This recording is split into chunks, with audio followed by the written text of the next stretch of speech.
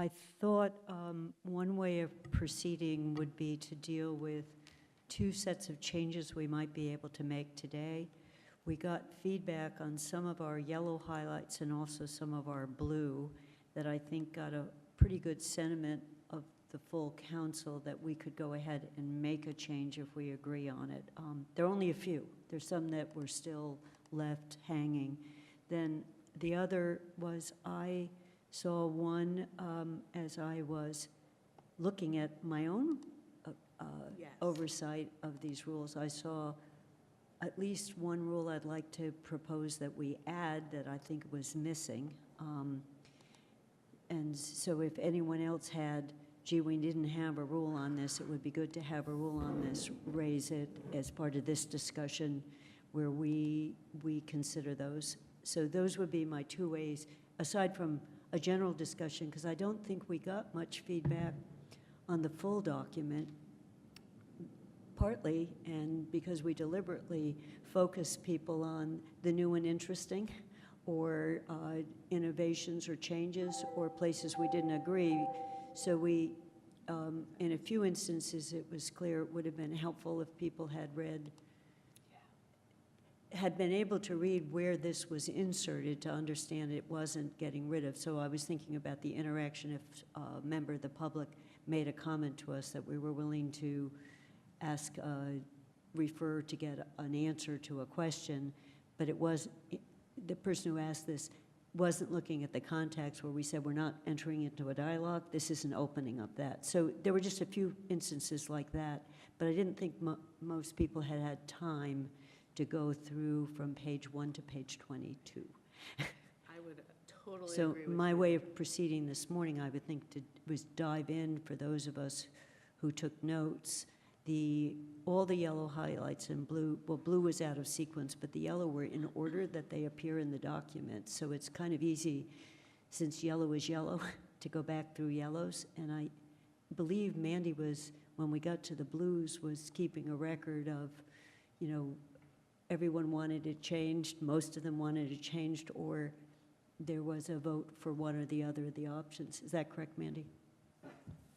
Yeah, I've got extensive notes on both the yellow highlighted and the blue highlighted sections of even who said what, so we could go back and So figure the that most out. efficient way. So the most efficient way of doing this might be just to start at the beginning and hit the yellows. And as we're getting to the yellow, if there was something that occurred to us that was missing in a section, might be the best way. So that would be the way I'd suggest. That sounds super to me. And I also have some notes I took last night that are perhaps not legible to other people, but in terms of the way I write notes. But it's also in today's folder that says rules feedback from council 5-6, and that should have my initials next to it. It just doesn't happen to. So just as other people took notes, variety of ways, my set of notes is in there, and that's what I'll be working from this morning. Darcy? I just have one, additional rule that or just a comment on one of our rules that I want to talk about.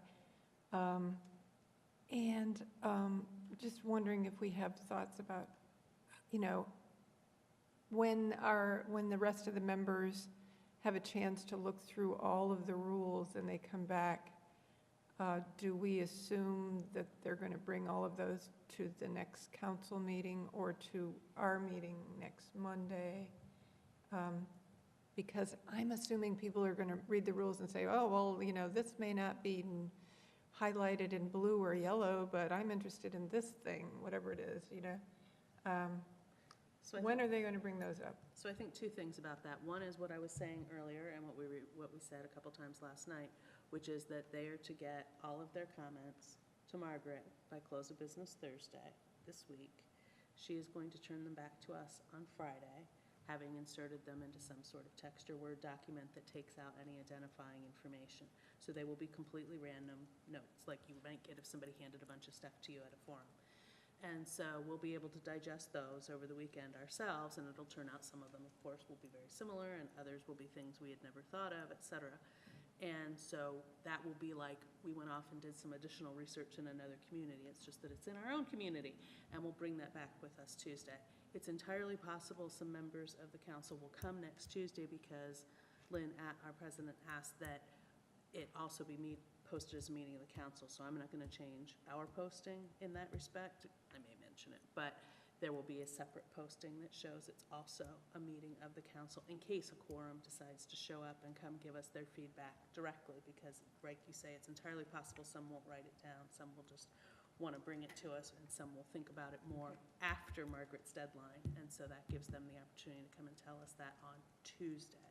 But after that, I would think that at the end of our meeting on Tuesday, we might say, okay, you go off and edit this section or the other section, but we will not be taking additional new written input, new actual changes from the rest of the council before the 20th at that point, because they'll have had 2 shots. They'll have had the end of this week, and they'll have up to and including our meeting on Tuesday. And then after that, they need to just bring what they think after that to the meeting on the 20th. And then we have time to revise again between that time and June 3rd, so it will be, We're on a really good schedule. we can actually send, I think it would be important to send out a reminder, so to the extent we haven't gotten comments by the end of this week and nobody shows up next Tuesday, just next Tuesday say, please, if you have a chance, get us any comments so that we can insert, do whatever adjustments.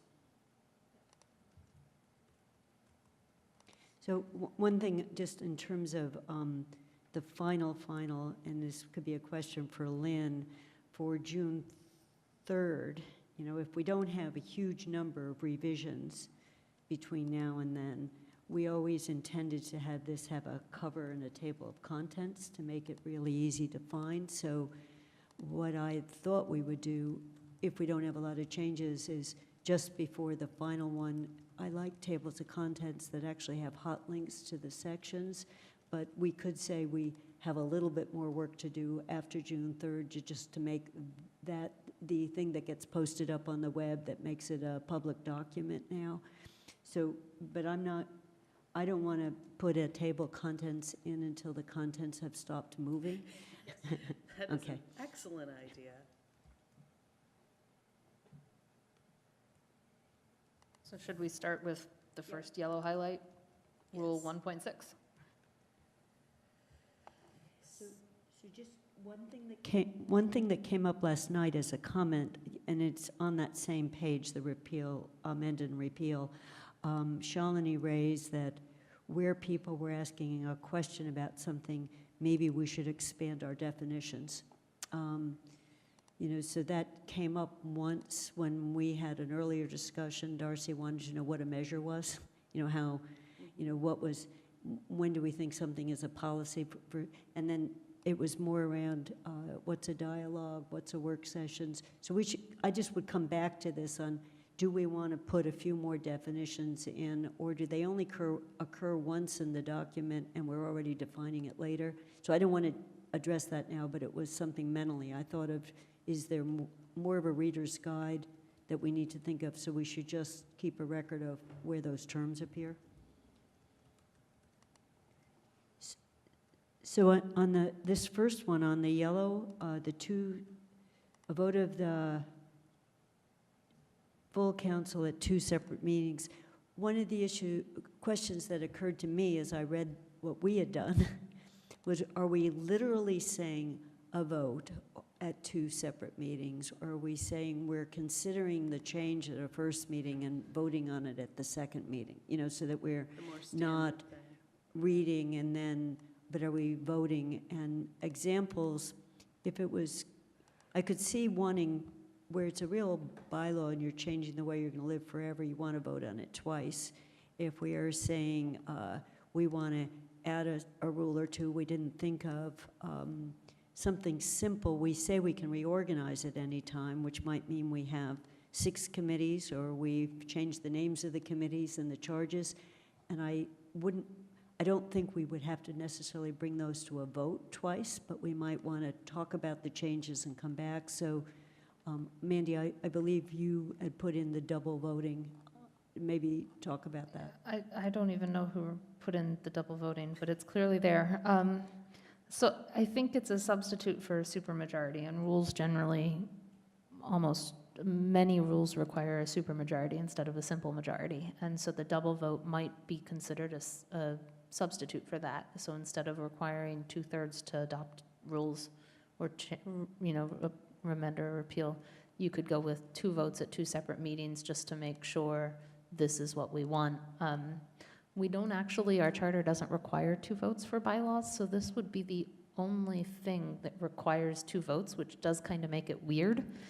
So maybe we want to just change it to a supermajority, which is more typically found in rules of procedures. Well, but that's what I wanted to go back and check, because I actually, when I went through my scan of the 30-ish, I was looking for other things, so what I saw is there was quite a bit of variation on this. And it was clear it was a majority of the full council. They didn't want to just whoever happened to be at that council meeting. So I don't know how often this, when you said most, I don't know whether it's 75% said super and 25% said just a majority. They don't change them very often when you can see the amendments. They're not amended very often. So I was fine with getting rid of supermajority, but I also don't mind it if it would stop us from having to have 2 meetings and 2 votes on simple changes.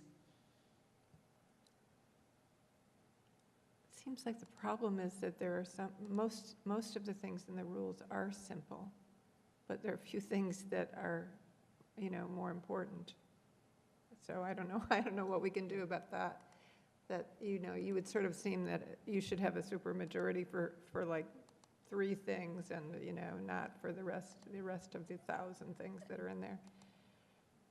I would say if we want a supermajority for certain ones, it would be easy to get that supermajority for all the others. Yes. And so that maybe that's the way to go is require a 2/3 for amending or repealing the rules. We can always do that.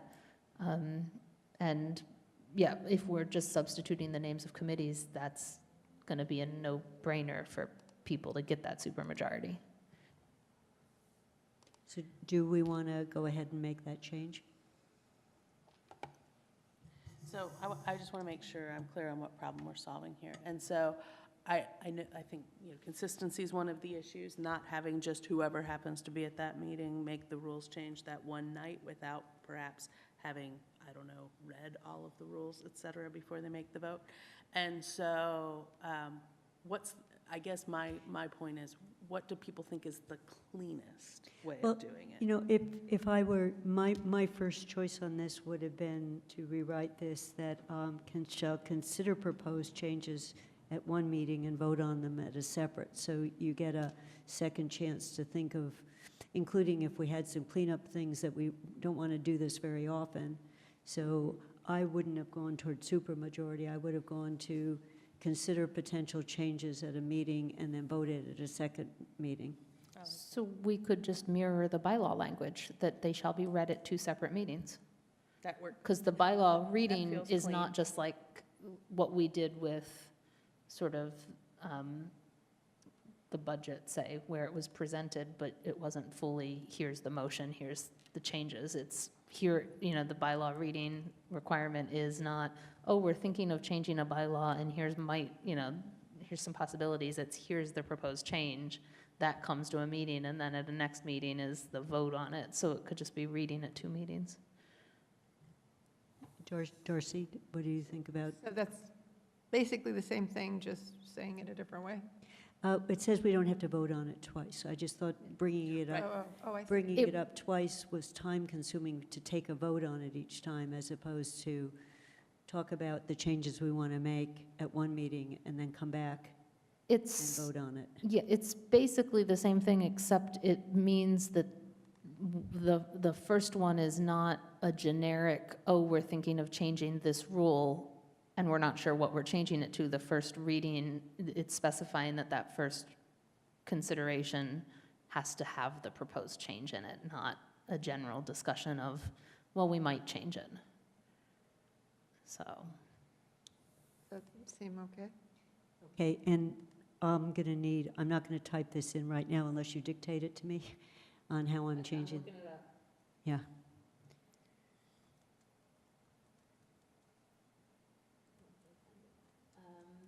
And, what I'd like is to make sure it still says it requires a majority vote, and maybe it's period, to be read first at one meeting and voted on a second meeting. So the bylaw language in the charter is prior to final passage, each proposed bylaw shall be read at 2 separate council meetings. So we could say prior to final passage, each proposed amendment, and rescission is an amendment. Each proposed, these, or, so it would just be prior to final passage, each proposed amendment of these rules of procedures shall be read at 2 separate council meetings. And then a second sentence could be amending or repealing these rules shall require a majority vote of the full town council, or the full council, I guess is what it is. What was the second sentence again? So the second sentence mirrors what's in there now, except gets rid of the clause at 2 separate meetings of the council. And wherever you put the first one, either before or after. So I did the second sentence. The sentence you just added, I made second. So I have amending, repealing these rules of procedure shall require a majority vote of the full council, period. Prior to final passage, each proposed amendment shall be read at 2 separate meetings of the council. Yeah.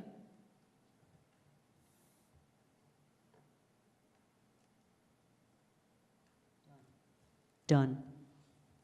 Okay, next.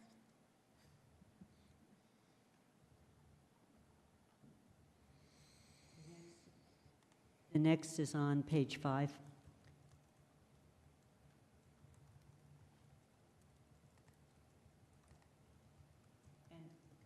We actually did not flag in yellow. Kathy did the charts, and I didn't think it was enough to bring to attention that we had if the president's not there, then it's the vice president. If the vice president's not there, then it's the whatever. right, So I thought yeah. we'll just leave that there.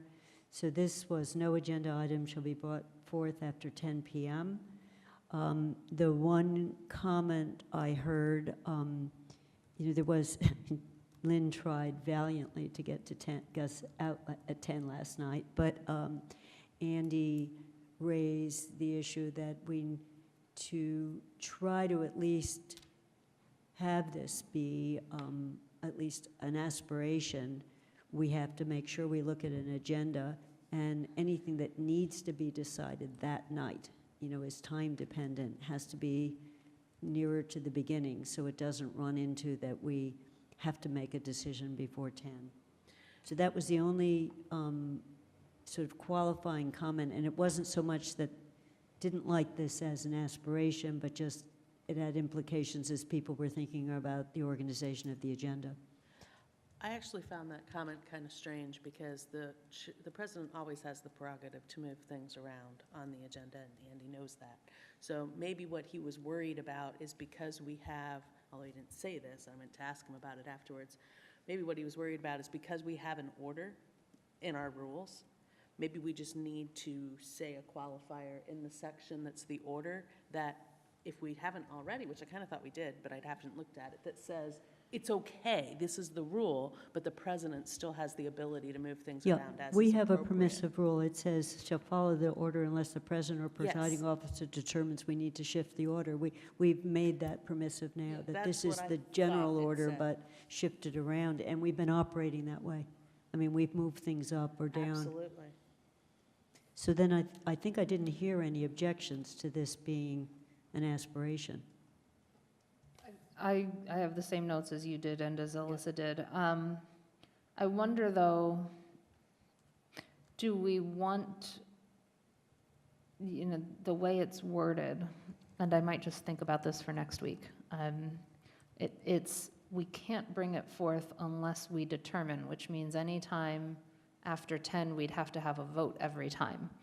Or should we switch that around that after 10, a counselor may object to continuing on? I don't know, so make it a affirmative objection to require a vote, and if there's no affirmative objection, we just continue? Or do we want to keep it as every agenda item needs a vote before we continue? Which, And maybe it's something I need to think about before next week. I have a strong opinion about this, but Lynn first. So do I. I want you to envision a meeting at which we have remote participation. And every time we want to go to the next item, we have to do it by roll call. Darcy?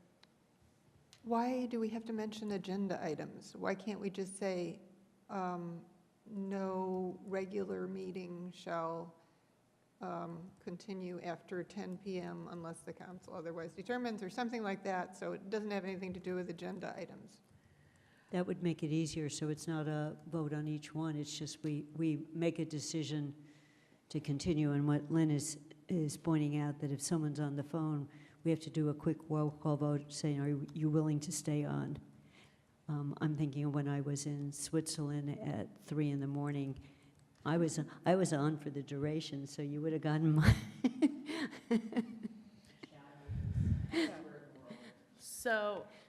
Yeah, a hybrid, I think of all these things is the way to go. And so at town meeting, we would have to bring up each particular article, which is what we're trying, and say, I wish to consider this article even though it's after 10 o'clock.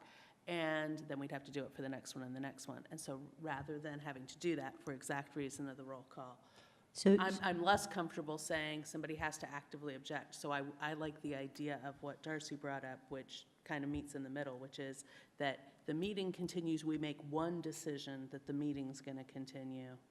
So would the and then move would on. the reword be, meetings shall end to aim to end by 10 PM unless the council otherwise determines? You know, so it would be, we're aiming to end by 10 unless we determine we're going to keep going? I know it's not your preference as to option, but what kind of wording would you like to make it I better? don't know. That's why I said, I kind of want to bring it up as maybe we need to reword this, but I'm not sure I'm capable right now of coming up with a new wording. I can certainly think about it and forward a potential wording on to Kathy, who's maintaining sort of the draft. So if you want to make a place marker for it, Kathy, just as you said it, and then we can rewordsmith it later. But are we in general agree? It sounds like, Mandy Jo, you might not be sure that you agree with this, but, so that's part of the wording issue. But is the general consensus that rather than having to bring up each actual article, as we want to do it after 10 o'clock, each agenda item, the equivalent of an article or measure, do we want to just say, it's after 10 o'clock, do we want, it's a time check, do we want to continue? I would much prefer that affirmative action than to say, than to have everybody doing like they did at town meeting. It's 5 to 10, it's 5 to 10, it's 5 to 10. When's somebody going to decide if we're still meeting after 10 o'clock? So I would prefer to take the actual action. I can come up with wording that matches Darcy's proposal, not a problem. I'm just not sure I'm capable of doing that right now. Okay. Yeah, and I like pulling you it could off just of get it to specific Kathy. agendas. Yeah, that's what I'm suggesting. I'll send something to Kathy. Okay, so what I have is the placeholder, meeting shall aim to end by 10 PM, comma, unless the council otherwise determines. And it's, when you look at it, Mandy, it follows D, which says meeting shall start at 6:30 PM. So this is like, here's the beginning point and Yeah. here's our ending point unless we decide to keep going. So that's the rough draft of it. And that, leaves it open for the president to say, take a vote on it, and then we can vote on, well, we'll end by 10:30, so at least we won't think that we're going on and on forever, as per usual. And we could even be saying, let's at least get through item number X and aim for 10:30, like Right. we're trying to not get through everything. I'll come up with something. Great. The next follows the getting draft minutes out in a timely way. There was, this is the one where we're going to interact with the clerk on what is possible. Clearly, when we put the aspiration of 4 days, there was a no, and I started thinking, if we say 4 plus 3 working days, it gets us we'd see the draft minutes by Wednesday before the Monday thing, and that would actually be helpful for me to get them a little bit earlier. But we're going to talk, are we, the pieces to talk to Margaret on what would be possible on, I'm talking about the minutes, because I think there was an agreement that we could get the votes out by within 2 days in any case, because if anything else, she's typing up, it could be a mimeograph of the votes we took. It's already, so I didn't hear an objection as much on A. It was more about 4 days for drafts. I intended to say last night, which I always do this the morning after. This is what I should have said last night, that Bernie Kubiak had said that, when he was a town manager, he got his minutes out in 48 hours, draft minutes. So clearly it can be done, but I know that we don't like telling the town manager what to do. So, I think some of what's, at least the time-consuming part is when you have a 4 or 5 hour meeting where there was quite a bit of back and forth. Our clerk is, and Athena, they're taking the time to go back and watch the videotape and really try to do a summary of a discussion that's reflective. And even then, many of us are sending in, there was more of a discussion, there was more content than this, so it's not just the typo side. So I think having done one set of minutes for a finance committee meeting at which I discovered no one had done minutes, so I went back and watched the tapes. It took me a while because it had been one where there's a lot of meaty discussion, and trying to capture it without it having been a verbatim wasn't easy. So I think that's the challenge of making that draft a pretty good draft, as opposed to, this was discussed, that was discussed, this was discussed. So the council seemed to not like B, the draft minutes, close of business at 4 days. I think, and the clerk has said it would be impossible to meet, was her email. Do we need it in here? Do we want to try and change it to a different time? Should we delete that section and just essentially say, the clerk has not objected to that they're approved by the majority of the council at the next council meeting. That did not, there was no objection to that in the email that I saw from the clerk. And so it's more of figuring out when people are going to see them. Does that need to be in the rules? Could we delete that? I got the thinking that the record of votes is almost more important than the content of the discussion for people to see quickly, and so I would argue we should keep that in there and figure out a way for the clerk to be able to do that somehow efficiently. So the B, number 1, minutes shall be approved by a majority at the next council meeting, in fact, does imply that we got them in time by the next meeting. So the only thing is, for me, it would be easier if I got them at least a day or two before I get the whole packet, because I read through the whole thing, and having the minutes out of the way would be useful.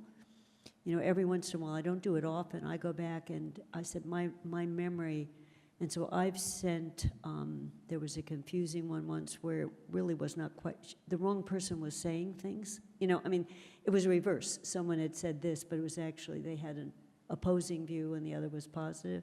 So I would spend more time on minutes if I didn't get them with 10 other things. So it's mainly thinking of that, the Thursday before, we think we're getting our packets by the Thursday before, but we're often getting our packets on Friday. So it's trying to get the minutes just a little bit earlier. But otherwise, I'm fine, because if we're approving the draft on the next Monday that we're meeting, I had to have gotten them over the weekend. Otherwise, I couldn't be approving them. Absolutely. So again, as we continue to go through this, when we put it in here to begin with, we knew it was aspirational. I would argue that it doesn't make any difference to me if the town manager hasn't provided us enough hours in staff support to do what we want. If we say we want it then it should be found to have a way to do it. At the same time, practically speaking, we know that right now, we know for sure that 4 days is too soon. And I think reflecting, so we could either, given all that, taking it out altogether and just letting it be what it is in the state law. But I am tempted to go ahead and put something in instead that's kind of a mix of the two, which is rather than just saying, well, whatever state law says, because then that, again, is not our rule. It's like out of our control. Whenever staff gets around to doing it is when they get around to doing it. Maybe saying the Wednesday or Thursday before the next meeting would be the simplest way of accomplishing that. When we first see the drafts is when everyone else first sees the draft also? Yes? At this point, that's what's been going on, yeah. I believe so. They've When been we going say on who's in we the what? packet at the same time they've been in our SharePoint folder. I think. I When- haven't been okay. checking the online website packet, but. Lynn, do you know whether, No, they're not publishing them on the town website until after we approve them. so if this said draft minutes shall be Until- available to the council by the Wednesday before? Yes, that's what I'm looking for, because then that way, what they end up, you'll be able to, people will be able to give real feedback, right? If they get them on Wednesday or Thursday, and then the typical thing they've been doing right now is saying turn in edits by like noon on X, and then once they do that, then they put not only that final pre-vote version in our SharePoint packet, that's the one they also end up putting in And the public packet. this would address, Dorothy's concern is she only wants to see, she wants a near final draft rather Yes. than, so that she can read it once rather than twice. So Yes. that gets away, though, from what this one was aiming for. Yep, Because Yep. this one was the town website. So part of this was the council gets it, but this was also, we want yes, them up sooner for the people to see, not, Mhm. and Steve, Steve said he was concerned about that, that the near finals should be the only ones maybe that are put on the website, not the non-near final. so if I moved, where B is right now is publication of draft minutes, it's an A and a B. If I move B up to be a little a under minutes shall be approved by a majority of the council, and underneath that, a little a that said draft minutes shall be sent to the council by Wednesday before the meeting, it would be, when is the council's getting a chance to see it, the Wednesday before? So I'd move it up because we're not publishing that that first version. Right. so But that that's covers changing one the as- the meaning of what this one That- was, well, though. That's why I was moving it out from Right. under, because publication of draft minutes clearly is publication. I was just going to take, rather than Yes. deleting the sentence altogether, I was going to move it up to be a sub-under, minutes shall be approved by a majority. Underneath that said, the council shall receive draft minutes, 3 days prior to, right? to keep the same language, 3 days prior to the meeting at which they are. Yes, let's make it as complex as possible. But it would match the language But in it our does match packet the publication language. Okay. Right. Which we should probably aim for. So 3 days prior to the meeting, no later than 3 days prior to the meeting, is what the language in the next article is. So can we accept, in order to give some deference to the actual practical reality that we're being told is our reality based on the amount of staff support we've been given, to do what Kathy said, so that the first item, which is minutes shall be approved, right, and in order to approve them, you will get them to us by a certain time, so that's great, so that covers that issue. And then for the publication, for the public part, rather than calling it publication of draft minutes, do we instead say, do we give up on the idea right now, not forever, but right now, of saying how soon everything will be published for the public, because that becomes public records requests and draft minutes and all that jazz? Do we just say publication of votes? So do we clean it up by just saying the important thing is that we want to know that consistently the council's going to get them far enough ahead that we can really look at them without having to also be reading the budget at the same time, et cetera, and all these reports? And then can we say that the public will get the record of votes, and will that be sufficient to get us through this iteration of the rules? And then maybe in the future, we need to add another section that we were attempting to originally here by saying, okay, now that we've got that rhythm down, and we've already started doing I the just- publication of the votes, now do we want to add another layer that says we want to be aspirational about how soon the minutes get put on the town website. So is your suggestion, little a record, instead of 2 being publication of draft minute, I can just move A up to, so the first would be minutes shall be approved by majority vote, and then we have council shall receive draft minutes no later than 3 days prior. And then the third could be a record of votes taken at the meeting shall be available on the town website. I may make that first up, so it's. Would that be better as a C? Is it 1, 2, and 3? Is it 1, 2, and 3 was what I'm wondering, or? I think it's a B, publication, adoption and publication of minutes. 1 is they're approved at the next council meeting. 2 is draft are available no later than 3 days. And then a C is a record of votes taken at a council meeting shall be made available on the town website by close of business the day after the meeting. Because it doesn't really go to minutes. It's just the votes. It's not really minutes, so it could be a C. Votes are kind of a subset of the Right. votes. I see, you're bringing it out all the way out to the, To the next, Yeah, I next got it. higher I outline got it. level. I Got just it. have a question about draft minutes, and that is, so the draft minutes that we get with our packet, or right before we get the packet that ask us for any changes that we want to make to the minutes, are they considered draft minutes? Yes, so legally, they're Yes. subject to public records requests. Legally, they have to be given to people who ask for them. However, we are not yet putting them on the town website because, again, for that reason of people don't want to read 4 versions of our minutes, right? So I'm that's not guessing actually that getting the on the town website, that yeah. the Bernie Kubiak version of draft minutes is like real draft minutes, because I'm sure that the draft minutes that Athena and Margaret have been giving us have been refined by them. In other words, they've gone through and corrected whatever, but I'm wondering if there is a version of minutes that is like raw minutes that we could put out sooner that would be less onerous for them administratively to do. I think that's where we ended up with the votes issue, because rather than some really thin segment of minutes, they're not taking minutes the way you're taking minutes, Darcy, right now. That's not actually what's happening at council meetings. So they don't have what you have, the equivalent of what you have, that you're taking right today at the end of the council meeting. But what they do have is definitely the votes and some notes. And so rather than asking them to put out both the votes and those really thin notes, we're asking, in my proposal here, we're asking that they put out the votes, that those get to the, because those are going to get to the public right away, much like town meeting votes did.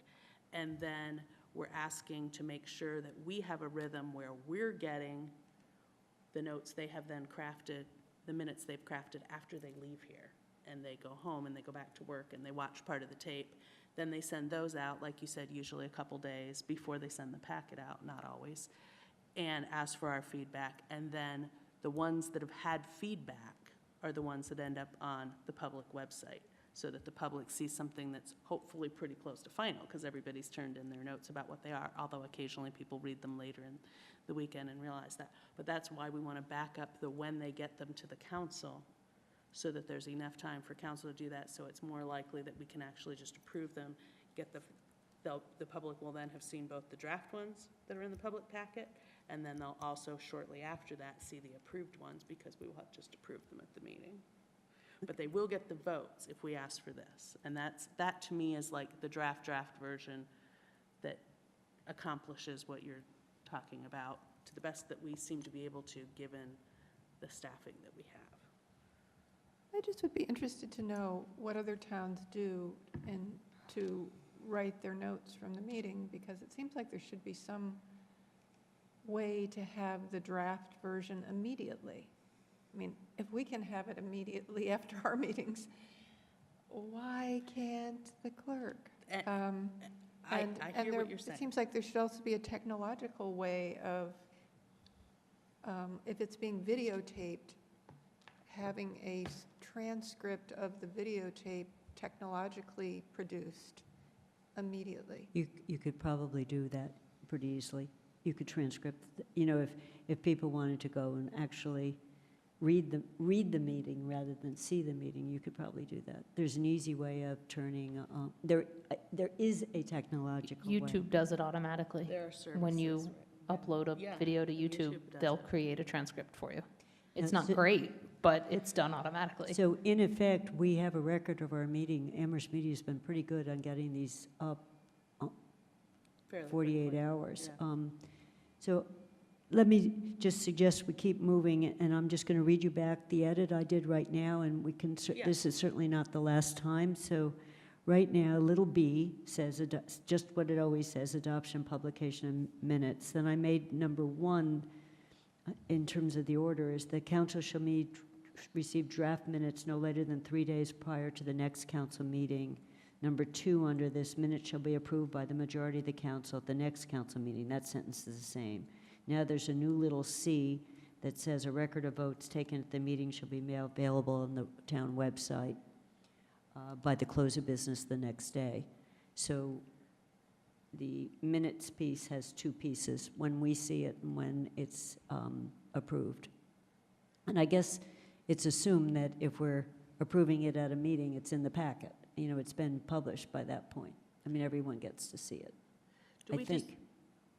would it just help some people in terms of, particularly our fellow counselors?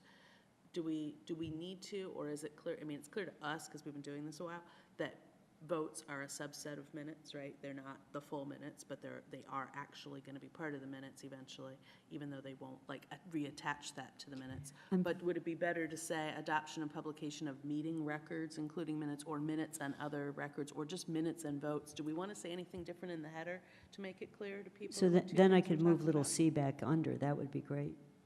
Yeah, so if we just redo the header a little bit, maybe. So and make it adoption clear. and record of the meeting and publication of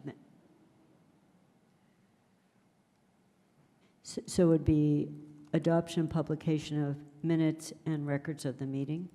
Something like that. Whatever looks better to you. Record of after the vote. fact. Okay. The little c would move to a 3 then. Yes, so it'll be 1, 2, and 3. It'll look a whole lot better. Great. And I may make that the first thing. So we'll come back and look at it when you see the draft, okay? So the next section was the public dialogue and work session. We got 2 comments. One was that work sessions were a great idea. Another one was that the public dialogues, there wasn't a real clarity as to how it was different from a forum or a district meeting. And so was it necessary to have a separately named thing?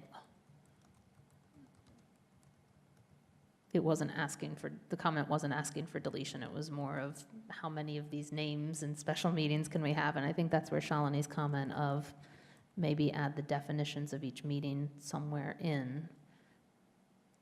But I Well- don't know whether, yeah. And this one, you know, because of the way we drafted this, I mean, Darcy asked this way back when, why is 3.8 here and not just over in the, because this is it doesn't tell you what a public dialogue is here. It refers you over to the place we tell you what it is. And I think we held it here because the public dialogue would be part of the regular council meeting, you know, I mean, it would be, so the simplest thing, it makes you have to know too many things in this one page, and it probably would hit you less if public dialogue was just over in public dialogue. You know, just the one time over in Rule 5. I'd be fine with deleting public dialogue from this completely and moving work sessions to 3.8. Yeah, so it would still say work sessions here, and just when you get to public dialogue, at least 2 times a year, and then it would go on. So our rationale for that, I mean, beyond obviously that it was confusing for people, and I think, again, it reflects back to what you said, is that when if people had read the entire rules document in detail, perhaps they wouldn't have felt the need for definitions, because I wouldn't want to define work sessions, for example, because it's defined really well right here. But for public dialogue, are we saying that the reason it would be beyond confusion, that it would be just as reasonable to move it, is because things like district meetings are not included in here because they're not a count of council meeting. So a dialogue isn't a a kind of meeting. I mean, except the only reason I think it really is in here is because we were talking about posting them as meetings. We defined it as they shall comply with open meeting law, which I think is why we had the cross-reference in Rule 3. Because whereas a district meeting is a very different kind of meeting in that we don't intend Right. to post them as council meetings. I don't think it does any harm to leave it in here. It's just a reference to Yeah, where it so, is so, defined. so if people were reading it, they would understand it. I Okay. think if they read the full context. Yeah, I think that was literally the only issue lesson. You know, we were hitting a lot of things at once, and public dialogue could have just as easily been under public participation, which, so I'm fine with leaving it. And that made me think, I've skipped ahead to 5.3 for that reason, and I know the concern was expressed that, well, how does this really differ than district meetings? And my initial, I mean, we didn't get into all the details, but of course, my initial reaction was, this is for everybody here. You don't have to go out to a district to go do it. It's here where everybody could hear it. And so that's exactly why it's different than a district meeting, even though the issues might be the same. Yeah, I think that's right. And so I don't know if we can make that clearer somehow. I think we did last night, Yep. so it sounds Good. like we're I just feel keeping like we everything dealt the with it. same and moving Okay. on, right? Good. And Good. people nodded, and this will be when we're Feel like trying they it were out like, and "Oh." seeing whether people come, right? Yeah, but we feel like they kind of got it by the time we were through it. Okay, cool. So then work sessions, I thought, went well, and people liked the idea of it, so no change there. There was no comments on the 4.3 public comment during agenda items matter. And so the next one would be 5.1.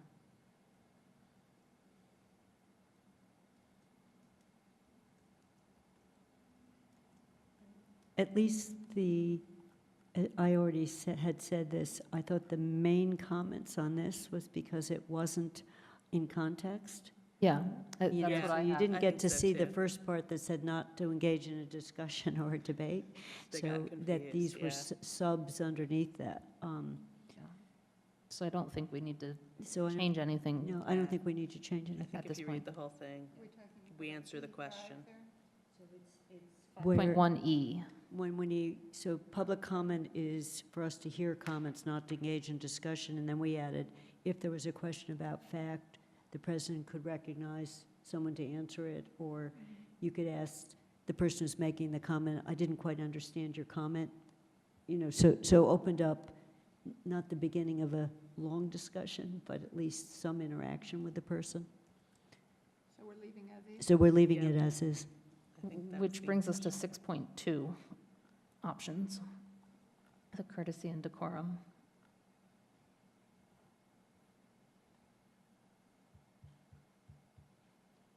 So, This one, the vote was option 1 had 6 choices, and 6 votes, and option 2 had 7 votes. And there was some, either way, there was some thoughts and support for keeping it on a revisit list as a future, this is one that we should think about more as we get more involved with meetings that have sort of higher levels of disagreement in the public as to, is it working or not? Could I ask a question here? Just in terms of order of things, I arranged my brain associated with all the yellows and then all the blues. Sorry. So could we, depending I'd on rather how the do people- what Do you want to do Mandy it just just in did. order? You know, I just, Okay. it's, from, my brain goes from the beginning to the end, so. Okay. I thought we were doing all the yellows and then all the blues. Well, but I'm totally I was going to fine do all the diving comment, into all the doing it in all the order. comments, but I know we took the vote, but my notes were also, if we need this, we could always add it. The president could also, rather than making it you just can't do this, the president could say, you know, we'd appreciate no undue whatevers. All you know, those things were said, but the vote still came out really super close. Yes, and I have to say, the presentation on this wasn't as neutral as I would have preferred, but in any case, you're right. So I definitely think it's something that You know, that GOL should be thinking about I held for off future. talking about this, but when I watch the British Parliament and other parts of the world, they want the public to come, and so it's not a court proceeding in the same way where the judge clears the courtroom if people, clears the courtroom of disruptive behavior, but, so. Because this literally prohibits it. I guess the one comment that, I was in the option 1 section last night, but the one comment that made me think option 2 might be nice was not the comments that it's not pleasant for counselors to hear say hissing. We were elected, we got to deal with both. It was, what does someone who didn't support or didn't support the winning side, whatever that is, or supported the winning side, and there's a lot of no's out there, what does the resident in the audience feel like for, say that school vote, if they didn't support the schools and there's all this cheering, how do they feel in terms of welcome at a meeting? That's the one that got me more than it's unpleasant to sit up here while being booed, because that's part of being an elected official, but it's more of, is that welcoming to the public if they're on the yay side and they hear all this booing? I'm sorry if anyone thought last night that the reason I thought hissing was bad was only because it was unpleasant to listen to as a counselor. Certainly not true, because it was always a problem, as opposed to British Parliament, in town meeting, where people did behave badly, and it made the people sitting around them feel bad and like they didn't want to be there anymore. That's what we were trying to avoid, just like, the schools, it's hard to believe that somebody would be upset, but they might have been at town meeting. It made people feel like, I don't want to engage in this process anymore when I see this kind of behavior is happening. I guess Yeah. I would say that, that the practicality is that it only works when it's enforced. And it's unlikely to be enforced, for example, when there's the school vote that we had. And that's the president's discretion. Right. So if it's at the president's discretion anyway, I guess I don't know why we would want to have it, because it feels people unfriendly to me. It feels like, I don't know. And it feels people unfriendly to me to be sitting in the audience when people are clapping and hissing. Go ahead. Lynn? If you want, if what the Rules Committee wants is the option 2 kind of outcome, as someone who's now presided over meetings for close to 6 months, I'd just as soon have the statement, and then I would include it in our statement of public comment on every agenda. Right. And just have it up front. What to expect at our meetings. We've often Yeah. had handouts Yeah. like that in the I mean, past. I will say that on the 2 occasions we've had demonstrations, Paul and I've had a discussion about that, and, I felt comfortable because it was so positive, but I would not feel comfortable if it was negative, so I feel like I can't differentiate.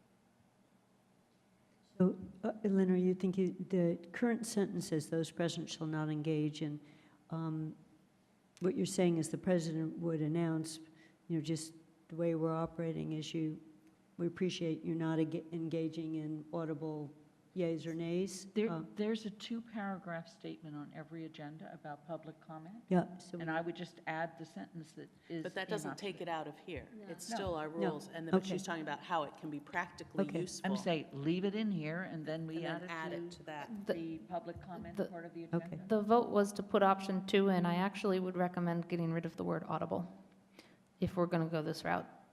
If the route is because of people might feeling uncomfortable, that allows a person to say, well, my hand gesture was not audible, and so it did not violate the rules. And I'm thinking hand gestures both ways. I can't do it with 2 hands while holding a mic. The clapping hand gesture in American Sign Language, that's just shaking your hands, that a lot of schools and all use to indicate approval or happiness, and all, along with then less fun hand gestures too. So if we get rid of the word audible, You need to get rid of the word audible anyway, because, I mean, I'm used to University of Massachusetts trustee meetings where people came in with demonstrated signs.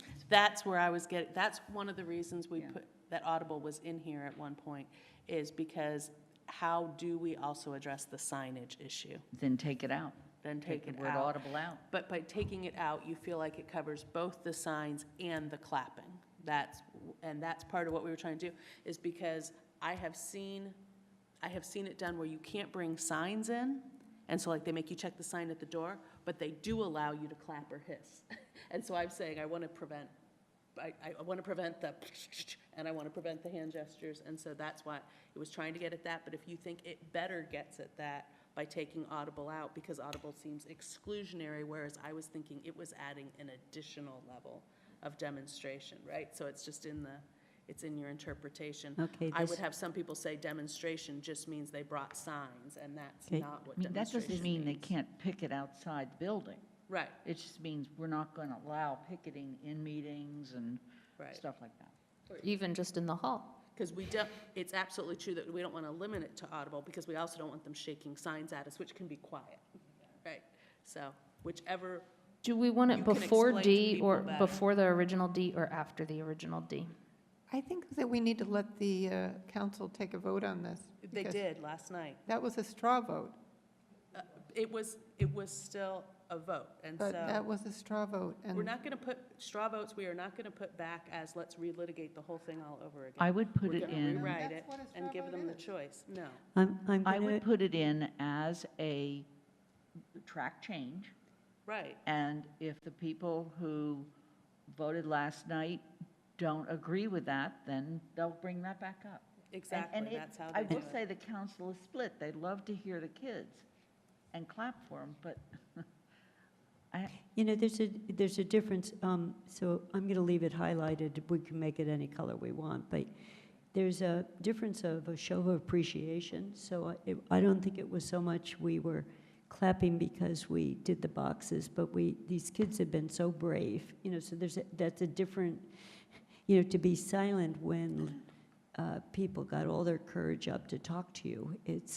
We loved it, you know.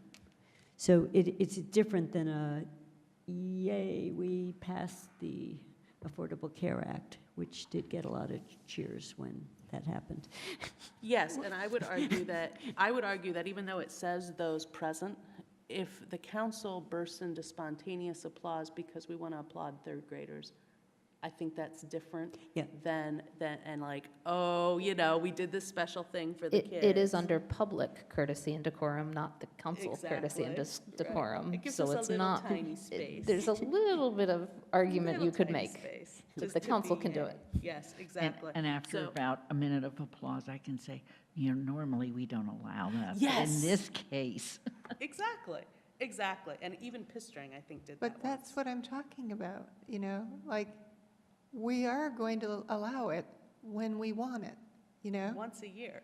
No, I mean, we've done it numerous times with various resolutions that we've passed, and, once was the school vote, second was housing vote, and the third was the kids. And So, I think there was applause with one of the resolutions we passed. at least, Okay. Yes. one of them, yeah. I just want to remind us that, again, you know, when we did Indigenous Peoples' Day, a whole bunch of people clapped for that, and the people who were really upset about Italian heritage, you can be dismissive of their concerns, but who were upset about that felt bad about everyone around them cheering rather than just being satisfied with their vote. And so we don't get to pick and choose what our community, even if it's a very small part of our community, is upset about. I just want to be clear in terms of how we're bringing this forward. We are not putting out options anymore in the next draft. That is no longer a choice. What we are doing is we are putting forward, not today, after next week's meeting, a track changes version that shows the difference between this, which had options, and the actual written rule. It will not be, Did you here's just, another did decision you point. just decide that by fiat? Because it's not, it's a rules document, it's not a vote on separate pieces of the rules document. And so then and then we would describe in the report, we have captured the various things you've talked about. We draw your attention back to page 13, page whatever. That's what we think the track changes incorporates, all the things, because people don't know what people are going to have said between last night and next week. We think we've incorporated everything. But here, if you want to look at a clean version of the rules, it'll be rules. Putting it in as an won't be option, I'm just options. yellow highlighting it, because Yeah. it was yellow I highlighted. think That's- it should remain highlighted It as, turns to yellow, maybe, Yes. is the idea, is that it's written as words, not as options, but it's drawing attention to it, in case people run out of time to read the whole thing again.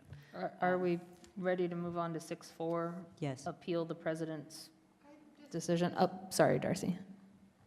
Why is it turning from blue to yellow? Because we're not going to do, it's going to stay yellow because A, it's changed and it was controversial, but B, we're no longer going to have, you can either do this way or that way, which was the way our blues did before.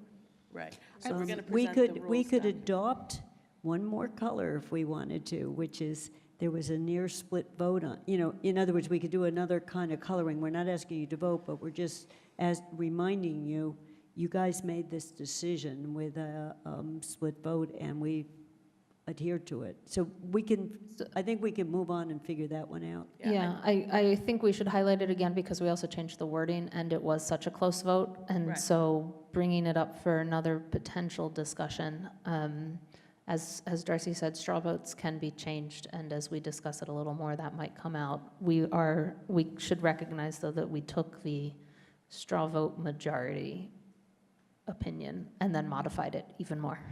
Exactly, because we may find additional wordsmithing in the comments that we're getting between now and next Tuesday, and then when we all look at it Tuesday with fresh eyes, we may come up with even yet another alternative on any of these sections. So my goal is to eventually have the rules document that we put out be available in both the track changes version so people can see what changed from last night to the 20th, not every single iteration, but the two different versions, which there are multiple in-between versions of. And then to yellow highlight, just because I think yellow is the easiest, to draw attention to not all the same yellow things anymore. Like that section of highlighting is past, as far as I'm concerned. Now we've moved on to, rather than picking another color, we've moved on to highlighting the things we really want you to look at. Not we corrected a typo, but the things we really want you to look at in the track changes version is particularly this one. And there'll be a couple of others. So 6.4, appealing the decision of the chair. There was some discussion on, do we need it if it's just tracking Robert's rules? Should we delete it because it is just tracking Robert's rules? Or is it a change from Robert's rules so it needs to be included in here because the default Robert's rules is not what we want? So that's where as you remember, I was getting confused about this before and explained it again last night. Are we in a? No, we're just asking if we ever heard from Shawnee. No, not that I know of. Is the conversation around anything we do that we have in our rules that people want to do something that they feel like is not covered in our rules, they go to Roberts. I express discomfort with the fact that every time somebody doesn't like the way we do something, that they go to Roberts and say, well, because Roberts says I can do it, I can do it. But that is in fact our backup plan. So the question is this something that's important enough that we need to state something affirmatively about it one way or the other, which is either to repeat Robert's rules or to go the opposite direction and say, unlike Robert's rules would allow you to do, which is in, unspoken, we are not allowing this to happen, because if our rules said you cannot appeal the president's decision, then you can't go to Robert's rules and say, well, Robert's rules says you can. So if we think it's okay for, I think that was part of the decision point, right, is it okay to appeal the president's decision? If it's okay to appeal the president's decision, then arguably you don't need it. because we could remain silent on it, and it's in Robert's rules with a specific way to do it, so that on the rare occasion it came up, somebody would say, wow, I don't like that decision, is there some way to appeal that? And Mary Jo would say, yes, Robert's rules says X, Y, Z. And then you just don't Steve say might too. anything. You just don't say anything about it unless it comes up. You would want to say something about it if you want to refuse to let that happen. I didn't hear any indication last night. I think it's enough of an esoteric thing that people were like, I don't know, I don't care. And so I don't know if this is important to people. The only reason I can see it as being really important to put in the document is if we were in fact saying what isn't in Robert's rules, which is we would say, no, you can't. And so if the sentiment, I didn't really hear much in the way of feedback on this as to, because I think people need a more concrete example of what would be a thing we would even bother to appeal. So, I'm all for just getting rid of the whole highlighted section so that it just says Just- President Me decides too. all questions of orders. I think by staying silent, you default to Robert's rules, so it can be appealed. Yep. it can be appealed, and we don't expect, it's not like we're in a scenario where we feel like we have to say, the president cannot be questioned, right? That, I didn't hear any sentiment like that, so, exactly. It is Leave be. gone. That takes us to Rule 10. Everything else is in Rule 10.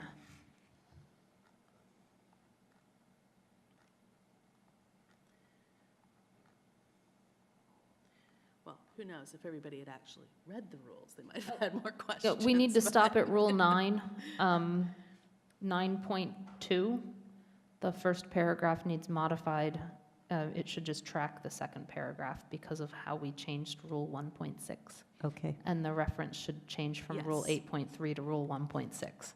So my change was that the council must read a proposed amendment to the rules of procedure at 2 separate meetings before voting on it. Okay, That means it can vote at the second meeting, right? Yes, Thank you. So we didn't have some completely other process. right. And so- then it would, So Mandy, am I putting it in front of the sentence that says the council must vote on a change? So that's the sentence on yes, changing? that one, that's the one you're changing because of our change to Rule 1.6. So now it would read, the council must read a proposed amendment to the rules of procedure at 2 separate meetings before voting on it. And then the reference is 1.6, not 8.3. I think we must have had it at 8 at some point, and had already threw a reference in that was wrong. Yeah, we'd already realized that one was off, Yeah. but it was too late to fix it, And- and strangely, no one Just give me the noticed. cross-reference again, I'm going to fix it here. Rule, 1.6. 1.6. Thanks. And then down in the number of votes required, Rule 9.5, the items requiring at least 7 votes in favor for passage, the very last bullet point just has the wrong reference. The amending council rules of procedures needs to read Rule 1.6, not Rule 8.3. That's the one Alyssa caught. Yeah, like you Okay, say, it I'm- was just when we once- moved things around, we didn't in catch an it. effort to type without my normal mistakes, it's under 9.5. Tell me exactly where I'm going. The last bullet point under the third underlined section, the underlined section is the items requiring at least 7 votes in favor for passage. Yep, And the last bullet point that reads amending council rules of procedure, the reference needs to be 1.6, not Instead of 8.3. Great, thank you.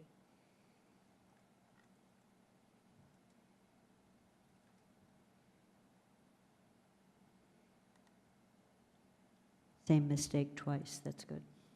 We were consistent. It's because it was an old number, that's fine. In the committee section, I have, this is a place I wanted to make an addition, so please remind me after we get through the blues and yellows, okay? The first blue is 10.1, council committees, this one's what, authority? Sort of the authority to act. This is one that the council last night didn't take a straw vote. So I'm not sure what we should be doing with this one. The thoughts were all over the place. And part of it was the definition of policy.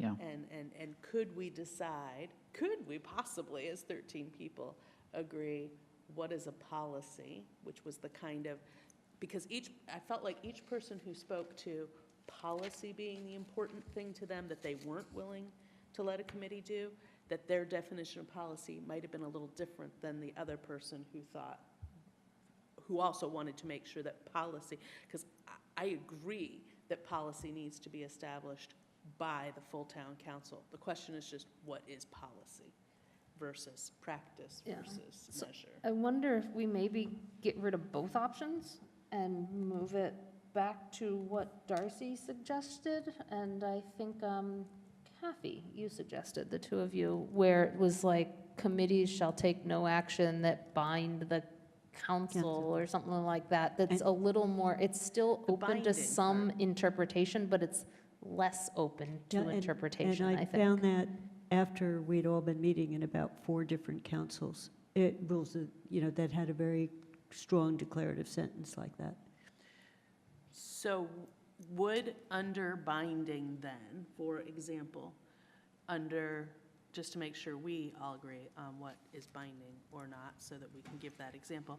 So I know it's a hot topic issue, but would you say that OCA deciding what their process was for making confirmations of town manager appointments or for making recommendations to the town council and town council appointments is binding the council? Because I would argue it's not, because what council is council gets to confirm the appointments or council gets to make the appointments. And so it's actually council's making that decision. So I guess then the question is, if we say binding, I think that gets us closer to where we're trying to go, but I'm still not sure we all agree on what binding means. I'll say yes. Not so much that you would be an intermediate for the council. I always understood that. I think a decision on who would get to see the CAFs among the council was a binding decision that was made. There are elements of the process, and I'll just point one out, but I'll see how it works. I have, in all the time I've been in external work, trying to select someone for a position, including commission, always put 2 people in the room actively interviewing for a couple reasons. It's a second set of ears that hears things, so someone is taking notes and says, would you clarify that? Could you tell us a little bit more? So that you don't have a one-person filter. It's a bit like going into a doctor's office, that you're advised as a patient, bring someone, because you hear some things, but the other person's hearing others.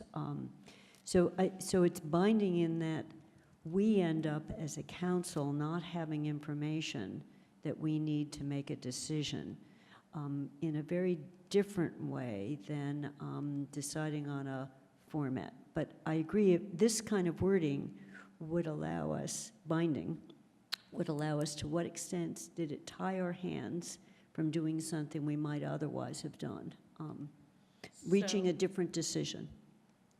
So OCA did not make a decision not to give the CAS to the council. OCA, those are personnel records that do not normally get distributed. So I think that's part of where some of this falls apart, is that I don't agree that that was a binding decision, because it wasn't actually a decision made by OCA. It was a decision made originally by staff, and then various things fell out from it. And OCA is not deciding, and will never decide, to give CAFs or not to the council. That was a larger decision. It was definitely presented to us as a decision by your team. Whether you thought you were making that decision because of an understanding of what you could or couldn't do, it was never brought to us, did we want to. So I'm just giving it as an example, and Right.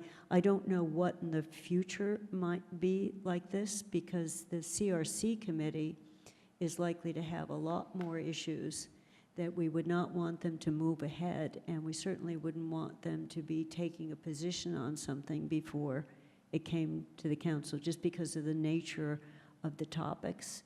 And you wouldn't want finance to either, if there was a question on should this be in or out. So the CPA pieces that are coming to two separate entities may have different opinions or votes on them, but it shouldn't be binding, in the same way. So some are clear because we wrote it clearly into the charge, but I think this sweeping language gets us to at least considering whether we're feeling bound by a decision without even being asked about it. So do we, to try and set the OCA process aside for a moment, because CRC is the one that's going to get the most complicated. It's pretty straightforward to say a group has heard JCPC recommendations and is now going to make a recommendation to the council, because only the council can vote on JCPC recommendations, and so they can't bind them. As opposed to the kind of binding you were talking about. There might be slightly different feelings around other issues that get brought to CRC that aren't that very clear, only council can vote on zoning bylaws, only council can vote on a budget. So, and I know we talked I about think the this is charge, so does it help us get closer? Because if it Yes, helps, I I'm think good this with sweeping helps. language, my interpretation of why other towns have put this, or cities have put it in their rules, it helps you. It's the sweeping language so that if you happen to have not written a charge as carefully as you wanted to, or stopping behavior so thee shall not bind, I think is strong wording that I think we need. And then we could still disagree later as to what binding means or not, right? Like, we might disagree on that, but it gets us much closer to what we were trying to get at, as opposed to any measure, right? We were talking about, like, anything, like a formatting thing. Darcy, do you, Does that make I'm sense? looking at Darcy's face. Yeah, no, this is the language that we found in multiple towns. Committees of the council shall not take any action that binds the council. Or, or adding language about committees of the council are advisory and shall not take any action that binds the council. So, yeah. So I can add one or the other of those versions, just verbatim, and, and verbatim in that we, I like the first one without the word advisory.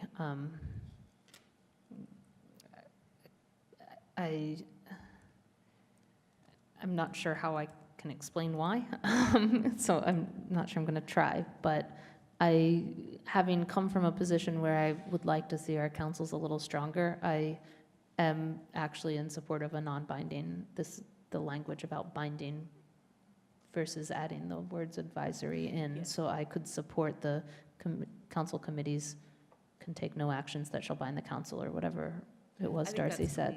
cleaner. Yeah. And I think your thinking about advisory also plays into the way you interpret binding. And again, we can then have a discussion at council as, hey, wait, I think that's more than, I think that's binding, I don't think it's binding. But at least this is the direction we're giving all the committees, whether we've revisited their charges or not. We're saying binding. so this, what I just typed in is council committees shall take no action that would bind the council. Yep. And I'm deleting the blues. That sounds And good. I'm yellow highlighting this sentence because it's a statement of the other policy in a different way, so people will see it. One of the things I wonder about, Manny Jo, I know that this is maybe more of a GOL function, but is there a way that I'm forgetting is in here, or a way to somehow reference in here, that we have charges? That charges are a thing? We attach the charges We've to the attached rules, yeah. But should we refer to them somehow as being, what I'm trying to get at is by the way, when you write charges, which is a GOL thing, when you write charges, let's address this issue so that we all know what we meant when we write the next charge. Yeah, I mean, 10.3 just says the council has established the following 5 council committees, see Appendix B for charges. Okay.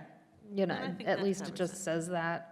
I think in the report that comes to the council, I assume it'll be the June 3rd report, that says, here's the other things. I think this should be on that list of, someone needs to take a good look at those early charges we Yeah. adopted, because we've gotten a whole lot better at Yes. charge writing in the Yes. last 5 months, and so those first ones need a relook.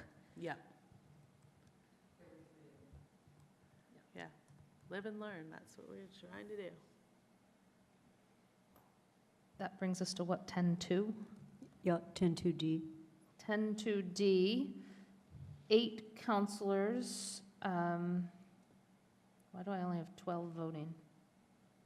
Maybe, Because it pertained to the president, I abstained. no, there were 2 abstentions, 2 noes, and, 3 noes. That's why my math was wrong. So 8 in the straw vote, 8 counselors liked option 1. 3 counselors liked option 2, and 2 counselors abstained.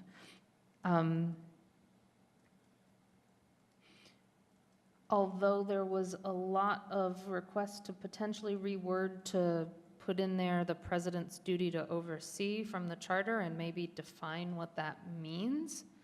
And then there's also the town attorney's email opinion that indicates even option 1 might lead to violations of open meeting law, so that maybe we need to look at a better way to word that, even if that's the option we go with. So the attorney, because it's interesting, because I found this in the Attorney General decisions on this, whether there was a violation. They said as long as the counselor is sitting in the audience and participates the same Because way as I- other members, it's completely okay. It made me wonder if her interpretation was, entitled to participate as members of the public, but still calling themselves counselor. Like, I'm not sure what her interpretation was, but I was also confused, as Alyssa 'Cause- mentioned because last night. Sometimes you're just the AG confused by the even- attorney's opinions.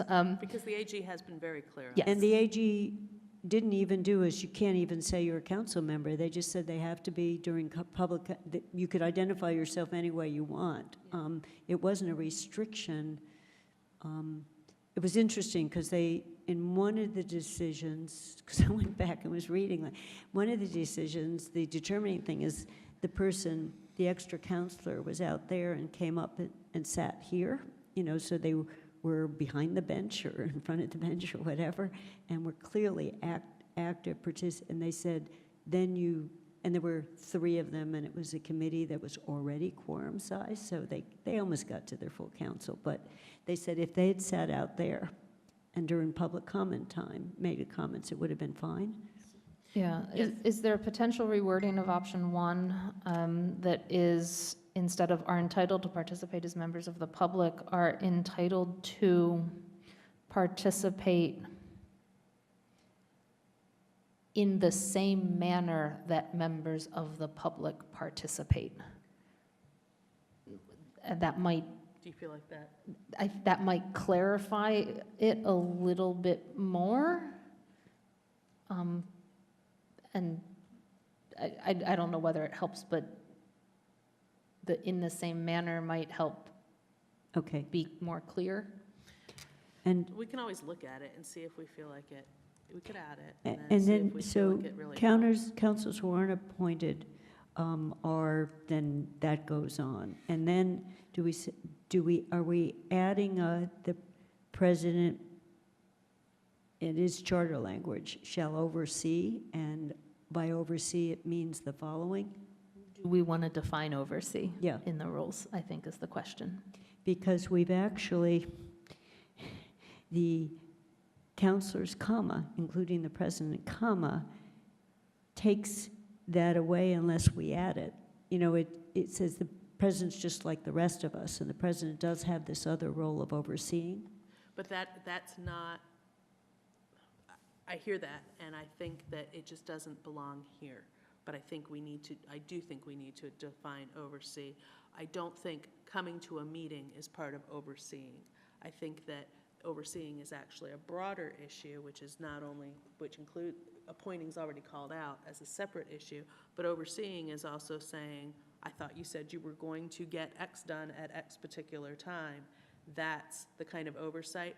I would argue that oversee in the charter does not mean the president's required to come to every meeting in order to oversee the work of the council. That would be a really horrible burden that I hope the Charter Commission did not intend. And so maybe it's that we need to define oversee, rather than just copying what the charter says, at the beginning with the president's role as to what oversee. If we define it, I would put it in whatever rule is defining the president's Yes. duties.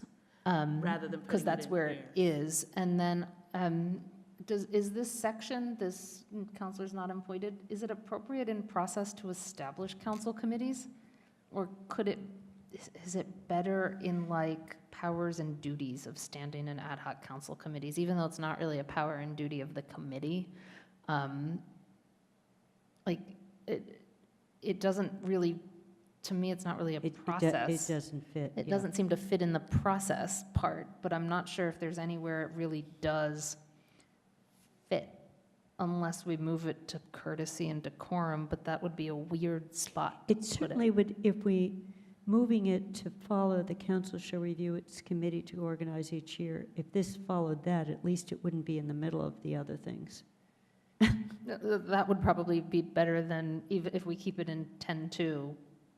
You know, There. right now, 10.2C, if this was a subset under C, a number 1, president's asking, and then they get appointed, and then C little 1 would be if you're not appointed, you're entitled to participate in the same manner. It also fits as a subheader under that, rather than all the way out. Ooh, if we take B as B, and then Tell me which B we're talking about. 10-2B. 10.2B. Yeah. The president 10-2B. appoints members of all council committees, and then C is a subset of B.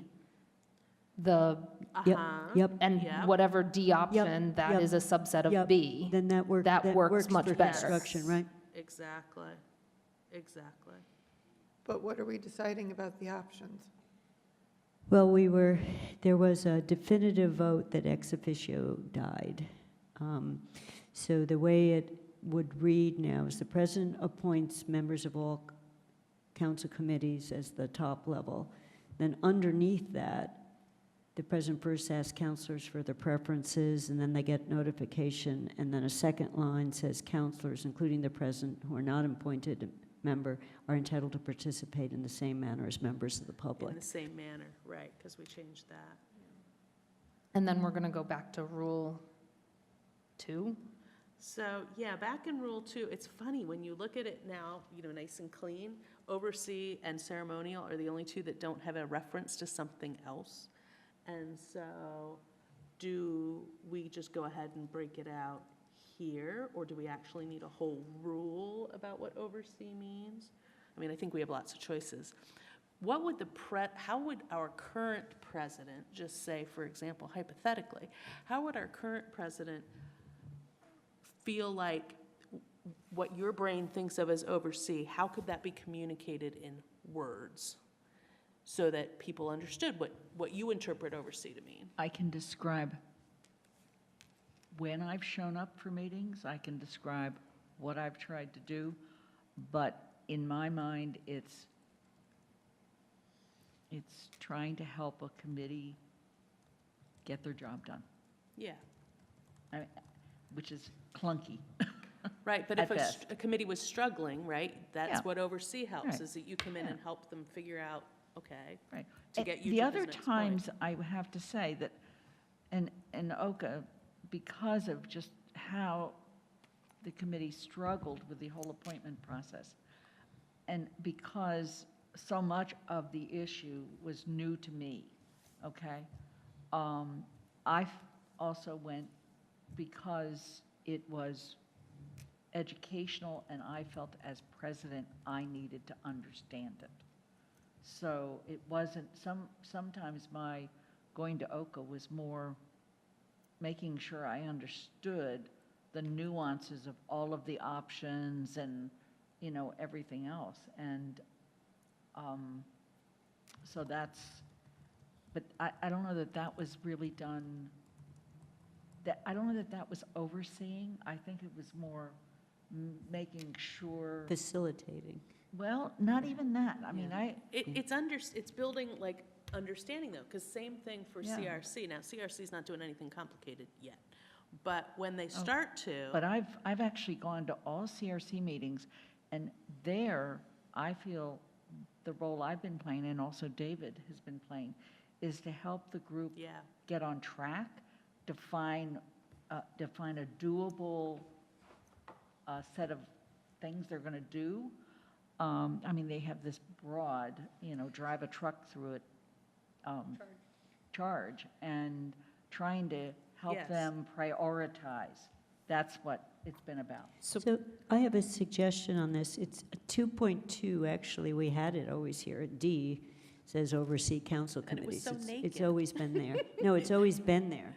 One way to handle this without putting lots of words right there, I have no idea whether the Amherst does this ever, but we could footnote this and say, by overseeing, it means the following kinds of thing, just define it if we wanted to Put it back here. up in the definition section, you're saying, rather than put Or, it in or I here? could just footnote oversee council committees and just down at the bottom, literally a footnote. But why don't we come back to it because this is nice and clean right now. Exactly, but it doesn't have a reference, and so that's why I The- wonder if we The could reference the would definition. 22B, Charter Section 22B. I think when we split out into A, B, C, D, E, the Charter Section 22B in F was really meant for D, E, and F, because those three things are exactly what comes from the charter. Yeah, So potentially, listening to what our current president said, you could write maybe oversee council committees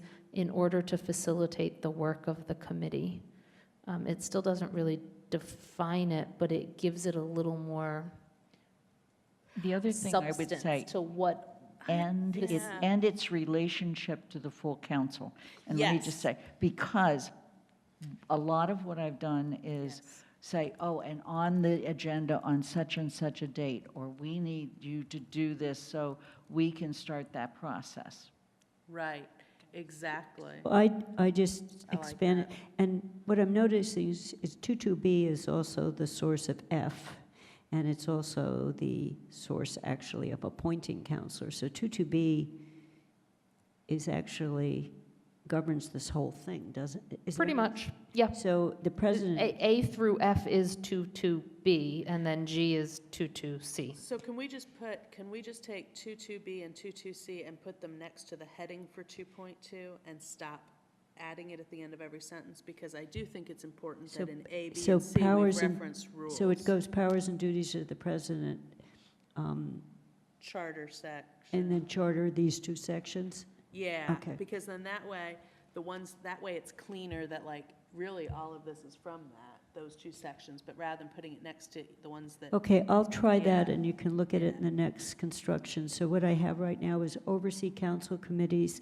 in order to facilitate the work of the committee and its relationship to the full councils. Ooh, I like that, because that changes the definition of oversee in some people's minds from, we'll stand there and scold you, to exactly what it's supposed to be and what it's been being In moving the used as. charter references up, do we still want to keep in A, B, and C, Rule 4, 3, and 10? We could put a C in front of them that's more like, hey, it's not from Rule 4, but Rule 4 expounds on this. Like C Rule 4, C Rule 10. We took out all the Cs. Oh, okay. No, That was a convention where we took out all the Cs. no, you took out all the Cs. Well, there were some Cs and there were No, some not there was Cs. there was no we. It was inconsistent. It was inconsistent. So we don't Excuse say me, C but charter section. in so my why would role we as say C president, rule? I need to leave, no, in my role as counselor for District 2, I need to leave to go to office hours, but in my role as president, I just want to mention that Kathy and, that Alyssa and Kathy, I've CC'd you on 2 emails as follow-up to Margaret, based on last night's meeting, but one of the things is that you're asking her to review the full set of rules from her eyes as our clerk. And then the other one is anything you want legal opinion on. So my question about legal opinion, and I know you need to go, is that was confusing when that was asked for in an isolated circumstance, not by this committee. And so do we want, do we want to see what Margaret says first? Do we want to assume that we need, our timeline is our timeline, but I guess I'd rather have Margaret look at it first, give us feedback, and then if she thought we needed any town council thought, and any town attorney, I'm so sorry, it's so hard to change, town attorney opinion on it, but I don't think that if she doesn't see that, and if we haven't thought of something based on something we get feedback from that we haven't heard yet, I don't believe we're under it's really gonna help us much to ask KP Law to look at our rules document unless there's a question. So I guess my assumption is that we'll give Margaret a fairly tight turnaround, that we'll ask her to look at this, maybe today's draft, would that make more I sense? think sending today's draft off instead of what the council saw is Right. better. Yeah, So we'll well, send today's draft to Margaret and see if she says, oh, just like we've looked up many AGO opinions ourselves, if she knows of some other opinion that we haven't, that we're not familiar with. she I could also catch it. sent an email along with a draft agenda for a committee of the whole for your meeting on, I guess it's 2 weeks from Yeah. today or something, No, next- whatever. next- Next next week. Next week. And I also mentioned the idea that counselors would be getting her comments. So somebody, Alyssa, you need to send whatever draft you want counselors to review and get comments to Margaret back by close of business Thursday. Okay. No, wait, what? We're not sending anything I out to think the counselors. counselors should review what was presented to them Yes. last night. Do you want me to just remind them of that? Yeah, it just should be last night's version. Yeah, exactly what we kept saying last night. Tell us, tell us, tell us. That'd be Okay, great. I'm just going to make a quick argument for C Rule 4 and C Rule 3, because we're actually saying, we say more about the preparation of agenda here. It's not that we're creating a rule about creating. So the reason the word C was in there, it's defining how the appointments go. We have a, she's going to first ask us, or he's going to first ask us, so that's why the word C was there. So it wasn't there consistently, and so I took it out so it would be consistently Okay, not so there. I will, But my question is why are we saying C rule when we don't say C charter?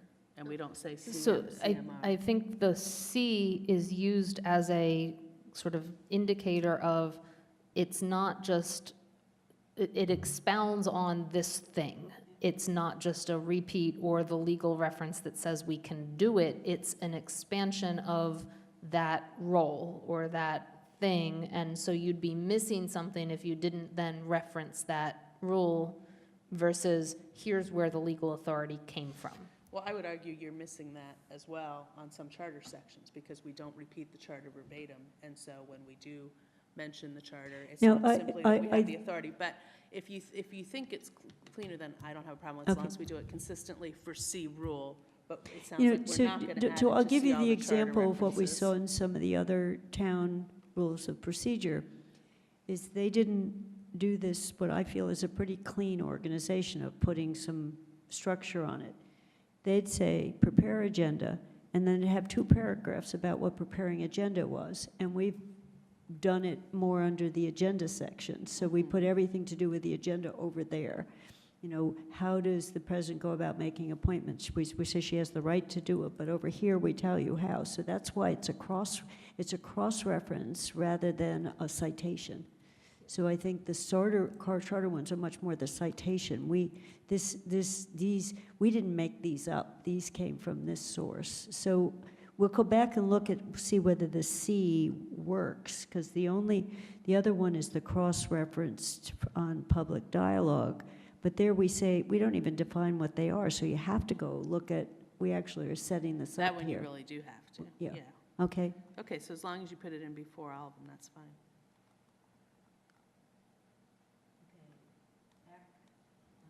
So then I think we're at 10.7 and 10.9 are our last two. And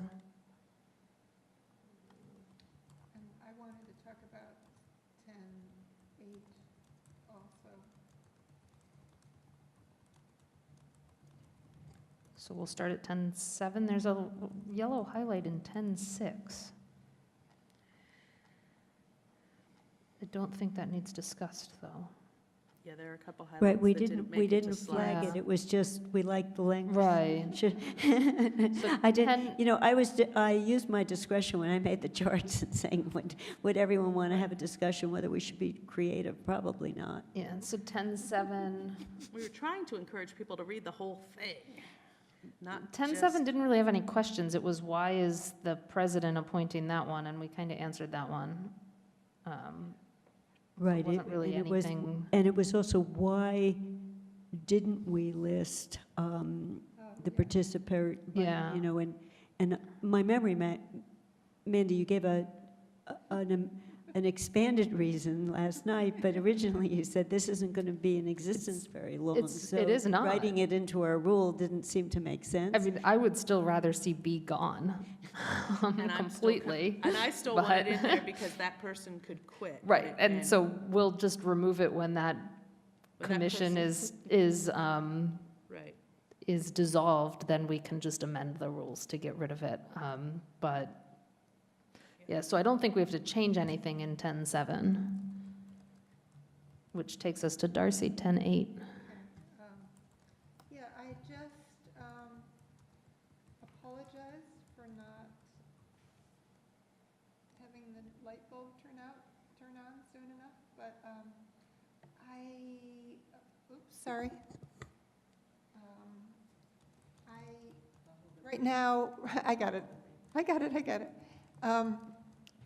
This obviously applies right now to the Energy and Climate Action Committee.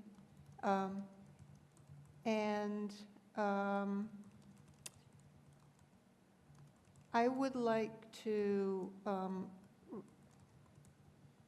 I like that there's the provision for counselors to vote on the, council members to vote on the council members on the committee if one is established. But it seems to, I guess I've never been comfortable with the process that we have taken on based on an interpretation of a KP Law opinion that the town manager is the appointing authority for both the counselors and the resident members, and I know that's the way it currently stands, but I'd rather not codify it in our rules by saying the president shall then forward those names to the town manager. Either, I mean, my preference would be to say that the appointing authority for the counselors is the town council. And if we could agree on that, that would be great. If we can't, we could just eliminate the final sentence so that it leaves it open in case in the future we get another opinion that's more clear on that issue, because I cannot even imagine that the town manager has the authority to appoint town councilors to anything. This was the question I raised. I actually raised it when we got the legal opinion directly to Paul, that the legal opinion never addressed separation of powers. They literally never used those words.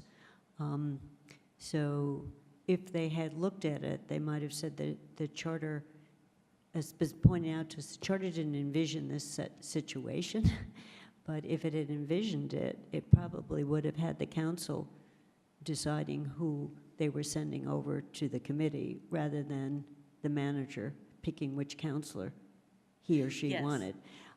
So I think what Darcy's suggesting is we got that legal opinion, but if it does, you're thinking it helps if we remove the president shall then forward? Just take it out, so we're just saying we are the group that's deciding who's going, and we don't, I mean, since the town manager is always in all our meetings, he will know right away the result. Well, I think that's exactly what part of the point was. The only reason we really added that on, because I totally agree that it would have been the other way if we'd had the option, but that the president is forwarding those names to the town manager, because otherwise we're saying, hey, town manager, are you paying attention? Those are the names. It's an order. This is where we came back to that idea. We don't have orders yet, but when we have an order, it's the order of the town council that the town manager is to appoint these people. So I think what this aim, as Alyssa was getting at, is a work around the failure of the Charter Commission to consider town committees that had counselors on it. And therefore, since the charter essentially says the town manager does all of those appointments, the way we're working around to essentially make it a council appointment of some sort, but not the president's, is that the council picks the exact number of names that need to be appointed, and those are the only names that are forwarded to the manager as a, we're recognizing that the charter might have screwed up on this, but we're still keeping as much authority as we can on this. And so you're just going to send that name back to us, but we've already said, here's who we want. And I think it's that workaround because the commission didn't sort of foresee this and plan for it well enough in the charter to keep that authority as best as possible without violating the charter's requirements. I get what you're saying, and I really like that we have this section because it, in a way, encourages us to be creative, and it acknowledges that we have this, what I consider a hybrid committee. But I think that, well, I just would repeat what I said. I would rather not endorse the idea that the town manager will continue in perpetuity to be the appointing authority for the counselors. So I have a question. What if we reword it, the president shall then provide that decision to the town manager, That's the equivalent of the order, is the decision. right? Rather than the names. Right? Does that So- address it Yeah, better? so then I'm just saying the council made a decision, these are the two, or these are the one. Because names It- still seems like optional, kind of, Yeah, so it's doesn't it? not an option. So Forward the so then- decision, What? forward this decision. Yeah, forward the Or decision. You know, forward in the other words, we're outcome of making, the we're vote. making the decision. I was taking the word names out and Yeah. making it the decision. Forward the outcome of the vote or forward the decision. Shall vote at a meeting on councilors to serve on the multiple member body. The president shall forward that vote to the town manager. I think Kathy's trying to make, give more power to the town council by, Using the word decision. yes. Yeah, I like decision. Yeah, decision versus names, because names yeah. still sound kind of flexible. The decision is done. Comes back to someday, GOL is going to talk about orders. Because other councils don't just depend on their minutes to reflect actions they've asked the town manager to do. So I've tentatively redone it to present. I just made one more word. The president shall then forward the council decision to the town manager. Ooh, the council decision, very nice. I like it. Should I yellow highlight it, or should I just assume we didn't even highlight it at the beginning? I think it's fine to just leave Okay. it in track changes.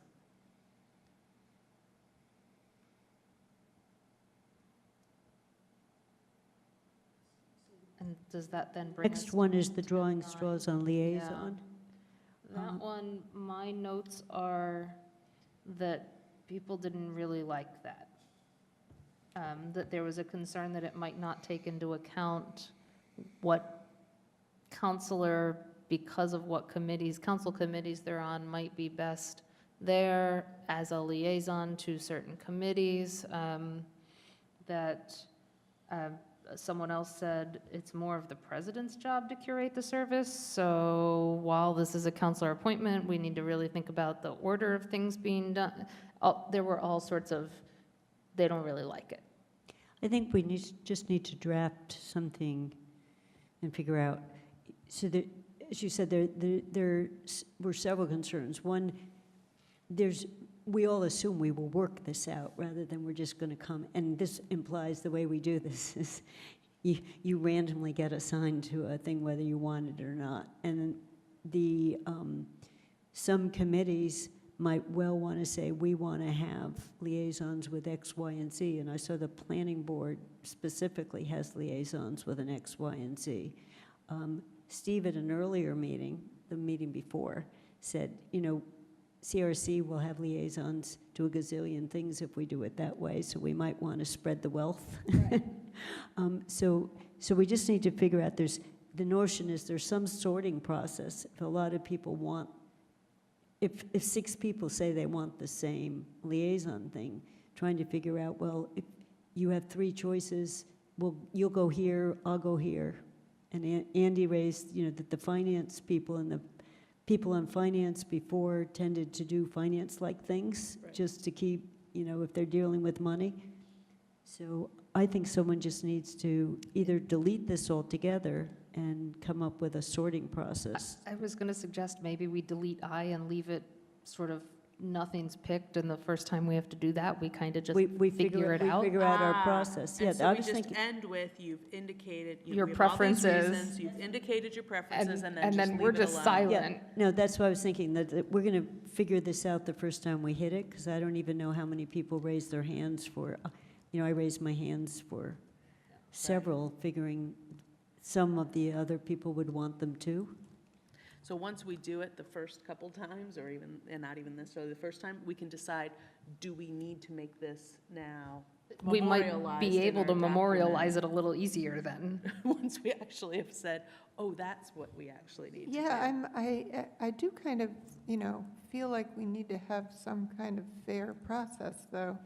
And when that was brought up yesterday about CRC, I immediately thought, CRC has, is They would pretty connected much to- be the liaisons to every committee Right, then. They would- right. That's Yeah. what I thought, I thought Every that it's, substantive issue. all Yeah. all our priority ones, and half of the twos have a Right. link to that Yeah. committee. And that doesn't feel fair to me. It's not even just time-wise. Unrealistic. It's It's unrealistic not for realistic, time. it's only 5 people. So, And, and then there are a few, like CPA, that have clearly also a link to finance and also a link to JCPC, and it's going to be, well, how many things do you want to do? And because CPA has housing in it, it's going to be 5 people can't do, and should not do all of it. Other of us need to follow these committees. Exactly, because otherwise it becomes, well, if you're not on CRC, then you don't get to not only not be on CRC, you also don't get to be a liaison to any of the top Yeah. committees. That's obviously not a So, position we so wanna my put people in. suggestion on this is if anyone comes up with what they think everyone would feel, it was an efficient as well as a fair like, we don't want to spend forever on this, trading horses, and maybe our anticipation is people are wise and they're not saying, there's some people on CRC who can't meet during the day, and these committees meet during, there may be some primary ones. And then the other thing is, some of the things we thought we should at least know what's going on, had a potential council member on the entity that's been left unresolved, that there was a select board actually as a voting member. And clearly, you wouldn't need a liaison if you had a member.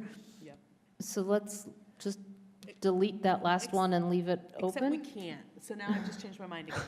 So because otherwise, I believe the automatic interpretation most people are going to make is that after we make, the reason we put this in here, one of the other reasons we put it in here, is because people will make the interpretation that then the president gets to decide. And that was not our intention. We believe that there would be some sort of open process rather than the president getting to decide.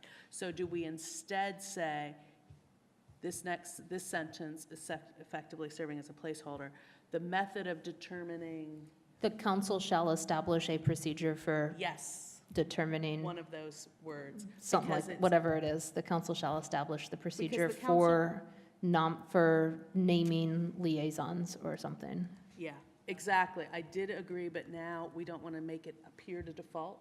And then the council could make an active decision, actually, to let the president decide, or the council could make an active decision to let people thumb wrestle, or to do drawing straws, right? But they would have to make an active decision. It's not just assumed it defaults to something. It's done. So why don't we? Excellent. Why don't we? What's the wording you came up with, Kathy? What you just said, the council shall establish a procedure for naming liaisons, or for assigning liaisons. Yep. Can we say, put in the word fairly, for fairly determining? I know that. Unfair. We want unfair process. Well, no, I just think that will underline that we want it to be something like drawing straws, or some way that we can make sure that everybody has an equal chance. Yes? I'm okay with that wording.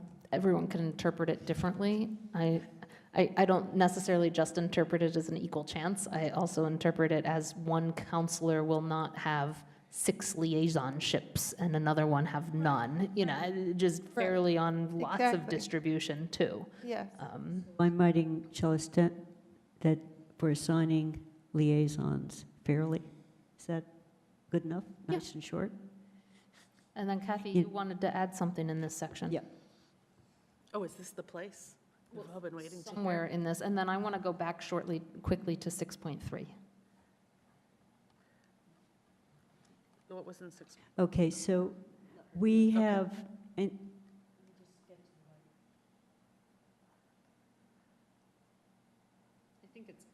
10.6K? you got it, 10.6K, when we're dealing with reports, committee reports, I want to add, probably, maybe break this up or make it a KL, make it an L. Committees shall review the report before it is sent to the council, would be one way of saying it, that a report can't go to the council representing a committee's view unless they've been given a chance to review it. The second way this could be done is committees shall determine whether they want to review a report and take a vote among their members. So there would be two ways of doing this, but I don't think committee chairs should write a report and submit it without the other people who have been working on the issue getting a chance to read it. And I've served on many committees where and I understand that you're frustrated with my reports, but, clearly. But I've worked on many other committees where I'm perfectly fine with that chair being empowered to do that. But if so, I would be fine with you saying that it's up to the committee to make a decision as to how that's going to manage, so that each committee can make that decision. Because the president most assuredly does not check in with any of the committee chairs necessarily before they issue reports about issues they think are important. And so I think it's all, practically speaking, just as we can't be too aspirational with what we want up on the town website, when, et cetera, as much as we'd love to be, is that practically speaking, we are adding a whole nother week into a process, because most counselors now and in the future are not going to have time to draft the report and get it out to the council without, because that would be an expression of opinion. So you're adding a meeting every time you ask them to write a report. On the other committee that I'm on, we get the report before it gets sent out, and we send comments to the chair. It's an expression of opinion, then, that's a violation of open meeting law. That is made perfectly clear by the Division of Open Government in numerous personal conversations. It just goes to the writer. It goes to the writer. It's an expression of the Okay, opinion let- of the let- let- writer. No, maybe I'm not explaining this right. The opinion of the chair is being expressed to the entire committee that they are chair of. That is the violation of open meeting law unless you do it at a posted meeting. I know it's insane, I know it's inefficient, but it is also true. But then I will check, because in finance, we've received a copy of the report before it That's goes to the full council, An open particularly meeting on law a violation. and I reviewed one. So I have never in my life served on a committee where the final version of a collective report wasn't read by the collective, never. I understand exactly what you are saying, and I've had this exact argument with the Division of Open Government in person on numerous occasions as they have changed. And I have said, you realize this is insane, right? We have to be able to report on what we learned at a meeting. We all talked about it, and now we're just memorializing that and putting it in a report so that everybody can read the report. And they said, yes, we understand what you're saying. We understand that's the way real life works, but that's not the way open meeting law works. You have expressed Well- an opinion to a quorum. So this was my proposed, I have the two ways of doing it, but my understanding is we actually had one report that was submitted and then not accepted because a committee member objected to the content, and then it was taken back and revised. I know about that. Yeah, I knew you would know about that.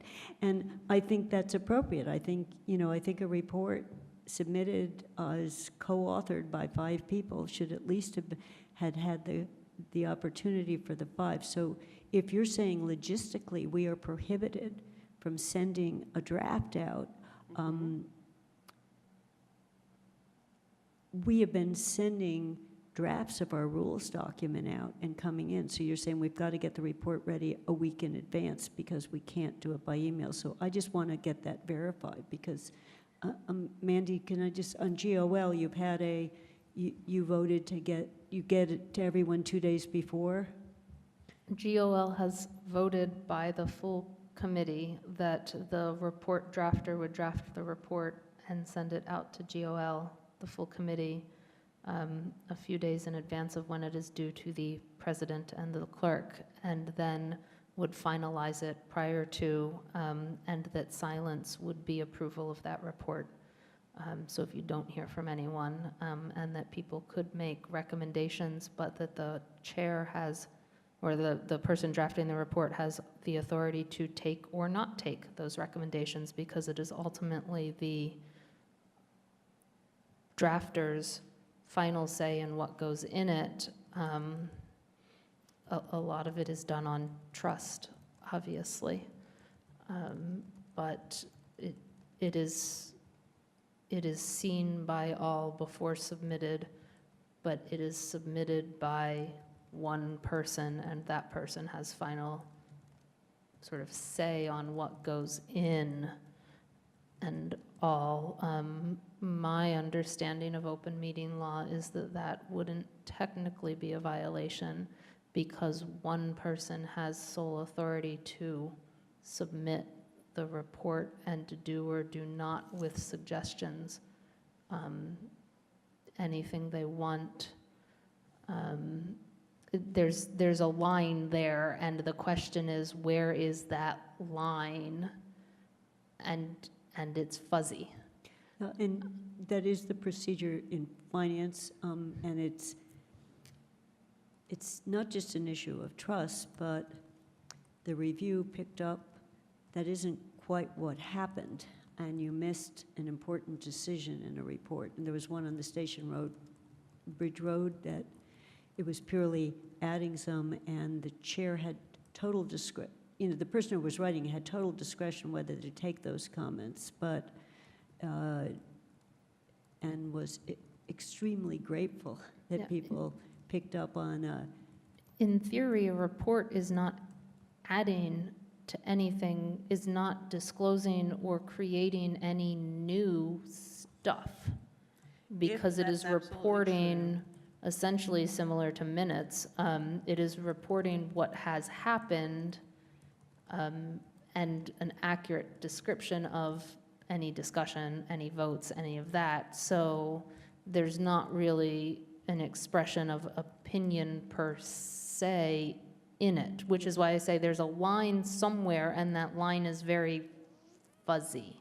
Exactly, exactly. And so if we can somehow address that in here, that the more formal way that people have typically been doing things, which has in some communities been found to be a violation of open meeting law, is that what we're talking about is a relatively formal process that each of these committees is adopting a different way. What we do want to avoid, however, is a very informal process that I've seen happen at other committees in town where, and potentially including council committees, that say, you know what we were talking about, go ahead and write it down and send it out to us and see if we agree.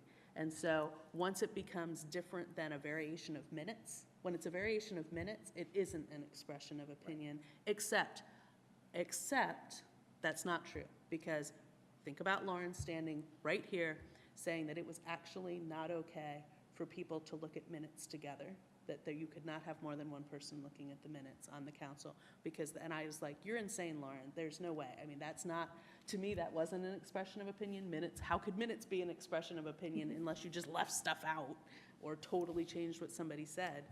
That would then no longer be factual minutes.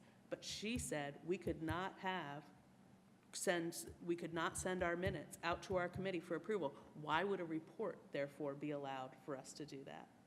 I thought it was crazy, and it went that far of the fuzzy gray line, because I was like willing to interpret it for reports, but say, oh, come on, minutes too? And she said minutes too. We were not supposed to look at our minutes within our committees ahead of time. Are So- people going to actually do that? I don't know. So what what's the real thing we're trying to get at in terms of, nobody wants to feel misrepresented. So what language are you report. proposing, So what would Kathy? what really gets at not misrepresenting? Right now, the last sentence of this paragraph says, "Written report shall be provided to the president and clerk at least 3 days in advance." I would like to insert draft reports shall be reviewed by committee members for any comments or suggestions, and then final written report shall be submitted to the president at least 3 days in advance. The alternative was committees can decide on the extent to which they want to review it, but I basically want to put something about the committee either making a decision they don't want to review a report, or my preference would be to say committees get to review the report. I'm fine with clarifying that it should be an active decision point by a committee. I am not fine with making a rule about it here, but I think each committee should decide it, and it might depend on their issue. It might depend on their charge, how important that is to them. But they should, I agree, I'm totally fine with saying, one of the things committees should do, just like they have to figure out who's taking their minutes until we actually have adequate staff support to take our minutes, like Northampton has, then we should also organize ourselves around what's our committee's expectation about this. I don't think it's necessary for the town council rules to decide that that's the expectation. We could just put in there, committees shall adopt a practice, or, Ooh, I hesitate to use that word. A policy? And you don't want to necessarily use approval of reports, because that implies a vote of some sort, but on submission of reports to a practice regarding written reports or something that's vague, but that somehow addresses. Addresses, You should have this conversation. yeah. Your committee should have the conversation so that no one's surprised by what's happening, and people should get to argue about it if they want to. But I'm loath to say that every committee has to do it this way, because some working group it may not work as well for them to have to do it the way we're outlining. Are you okay with that, Kathy? So how do we just insert it Wait in a minute, I'm K, or do we typing, have an so I'm how? figuring, I mean, this, of course, is just about the written report. Reports shall include the date, list, records. Committees shall adopt, so the sentence I've added, committees shall adopt a practice for review and comment on written reports before submission to the council. And then the last sentence would be, written report shall be provided to the president. So I've just made this paragraph longer. If that, rather than breaking them out as separate pieces. How about that, here's a consideration. So looking at current K, okay, the way it is, the nice block of text it is now. The first two sentences remain K. Then when the third sentence starts reports, that could be indented under here, like A or whatever we're calling things now, and then have all that blah, blah, blah. And B is establish a practice, or whatever we want to call it. And C is the 3 days in advance. So it breaks that up more. It's like you're going to report, you have to have things in writing. Then those written reports falls in it as an That indent works and really well. includes that, and then And it it works. falls out. That works extremely well. So Yeah. it's got one sentence, committee shall report, any recommendations must be submitted in writing, and then we have 1, 2, 3 underneath Yeah, that. that just, That works yeah, how perfectly. you get there. That works perfectly. And then the final endpoint being getting 3 days in advance of the council Yep. meeting. So Done. can we hop back to 6.3? Let me I'm going to alert you, I'm going to yellow highlight the adopt a practice, because that's something we've put in. Sounds good. Okay. So this is something, hopefully it won't be that hard. Some of them, it looks like Kathy changed them.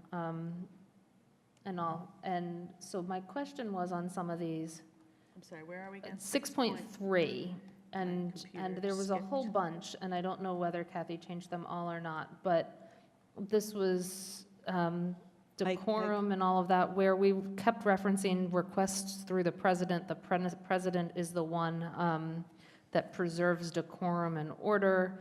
You know, and there were all these references to the president, but this was not just council meetings, it was also committee Oh. meetings decorum, Oh, and I know what so. you're going to bring up. It's not Oh, yeah, necessarily, council Should, committees yeah, as council well committees, as- so should all those references to who's sort of preserving Presiding. stuff should be presiding officer? I know some of them might have been changed, I don't know whether all and of them I did, were. we changed a few, but then we didn't go systematically Yeah. through to change it. Oh, yeah. So like you can because- see 6.3A says presiding Yes. officer. And then But when B, two or, then B goes says back to the president. president. So I think it, and I remember you told, I think I was supposed I to had do written a that. comment that was like, I should was these be supposed to- presiding officer instead of president?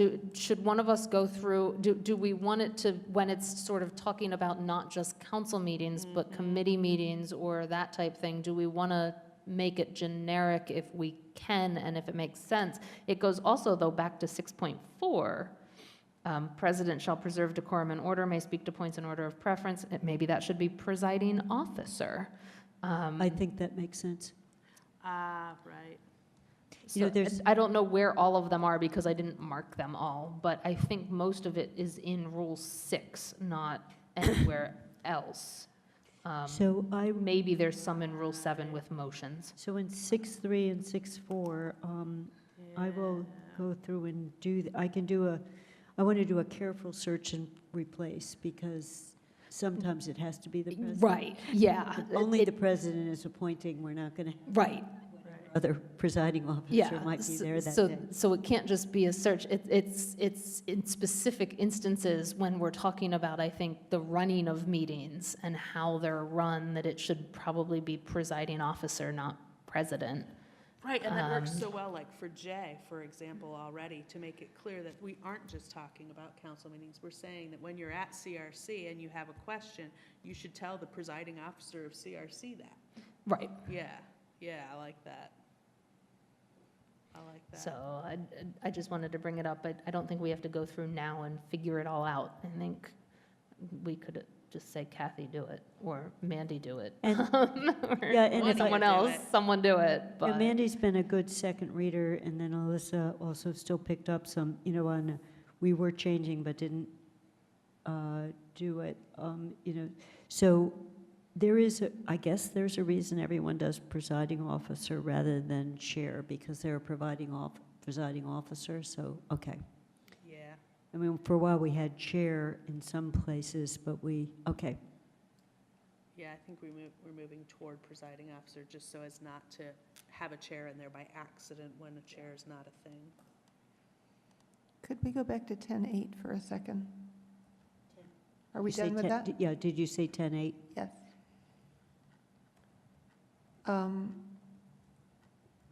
I reserve my right to change my mind, just like Alyssa just did a little while ago. I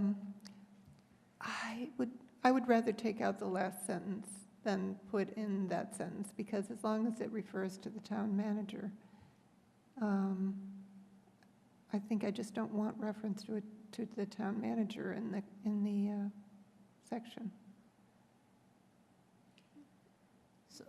I guess my only concern would be if we do that, I would want to send this on to the town attorney. Because we know there's a conflict with what the town attorney has already said in terms of who the appointing authority is. She wasn't clear on that, though. Well, so that's why I think I'd want to send it on to get, is this in violation of the charter or not? Maybe we should send it on either way. I don't think we do need to. I mean, I really think that this is a fundamental disagreement about what the charter should have done. It didn't do that. So the reality is, I understand not It wanting to didn't do what? memorialize the fact that the charter might have been written better in this particular aspect, and that emphasizing it bothers people because it's already unfortunate. But at the same time, the reality is, there's no way to get the decision made and then processed unless we give the information to the town manager. So you don't have to like it that we give it to the town manager. I but the don't think you're reality is the giving only him way it can authority here, happen Dorothy. is if We have give it to, him. he's doing all the rest, and he's a he, he's doing all the rest of it, so he has to have the names. So that's, He I has don't to think have we're them. giving, I don't think we're ceding authority in this No. Well, wording. actually, we are. We're actually trying to because take some authority back. We are, Yes, we we're are trying to saying, clarify that. the difference is whether it is a committee of the town manager or whether it's a hybrid committee of the town manager and the town council.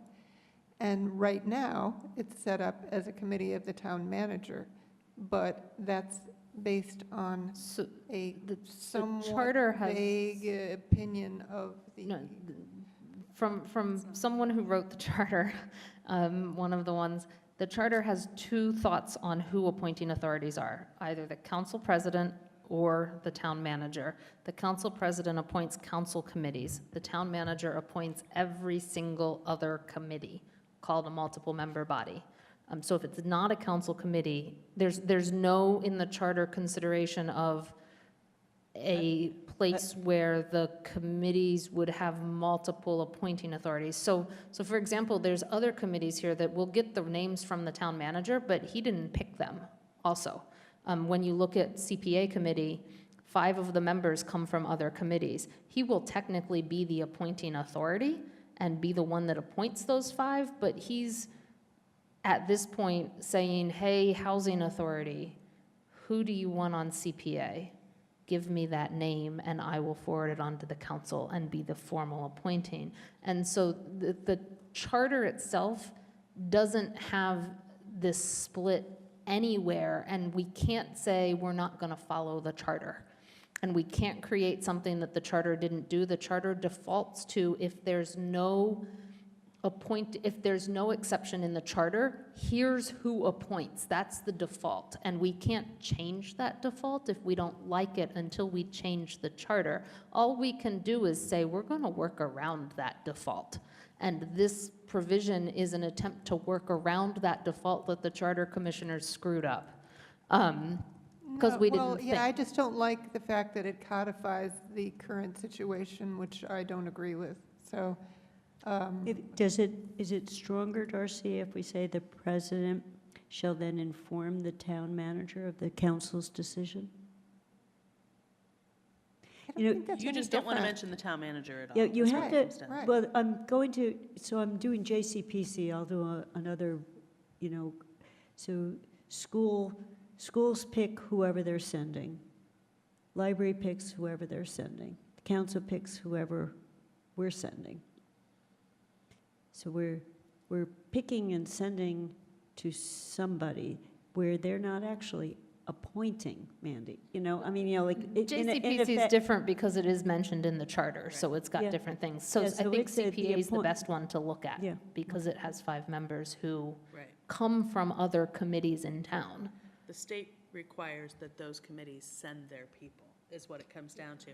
But the only way you can get appointed is the Conservation Commission can't, appoint a CPA member. There's no triggering point for them to do that. So it has to go through, used to be the select board, will be the town manager, just to say, yes, Conservation sent me this person, therefore I send them an appointment letter. I get no judgment call associated with that. I just have to do it. If you didn't say that he had to do it, then it would never get done, because the Conservation Commission literally has no methodology of appointing their person to CPA unless the town manager actually makes the appointment. And so it's only recognizing that we're stuck with that, but we're telling him what to do. We're trying to clarify, we're telling him what to do. He doesn't get to decide, we're telling him. I get that, but if we took out the final sentence, that isn't really saying anything. It just leaves it open. It's not, we're not saying that we are the appointing authority. We're just leaving that silent. And it's open to interpretation. I think that we could do that, and that would just leave it open. I actually think without the third sentence, it's weaker.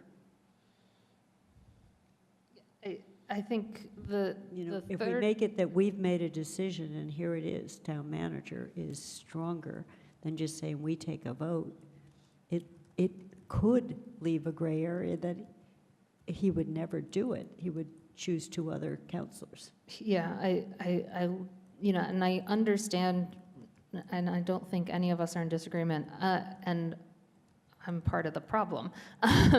We screwed up on the Charter Commission for this particular thing, and it's on my list of things when the Charter Review Committee comes back, you guys need to fix it. We screwed up.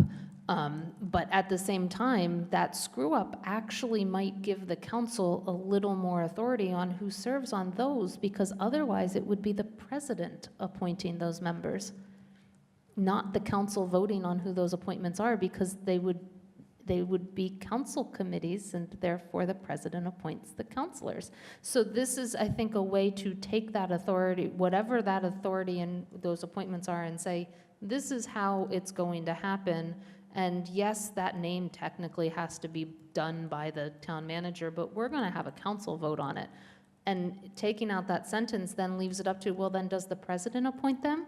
Does the manager appoint them? Is it a Exactly. council appointment? It leaves up this, we're not even sure what happens with that vote. It also leaves the implication potentially that the council is the appointing authority, and that if that's the interpretation, unfortunately, at this point, it's a violation of the charter. We can hate what the charter requires and say the Charter Commission screwed up, but we can't violate it. We can just recommend it be modified at some point. And we don't want to leave it open to be inadvertently, we don't want to inadvertently not comply with the charter.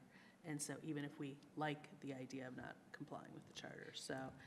Yeah, And the other thing is that actual thing is a real thing about leaving it open. I know that we like to imagine that we would always have the same town manager we have, but having worked under several, I can tell you of one who may well have made a decision otherwise about which counselors he would put on unless we said, this is what you will do.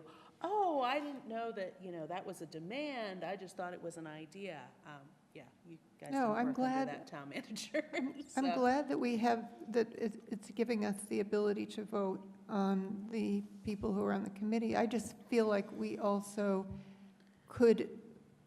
don't need to cede part ownership of the committee. But the charter already did that. I don't agree, but we can disagree.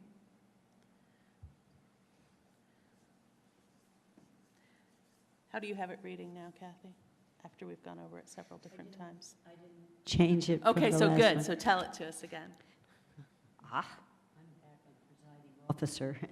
Oh, never mind then. No, I can do this, I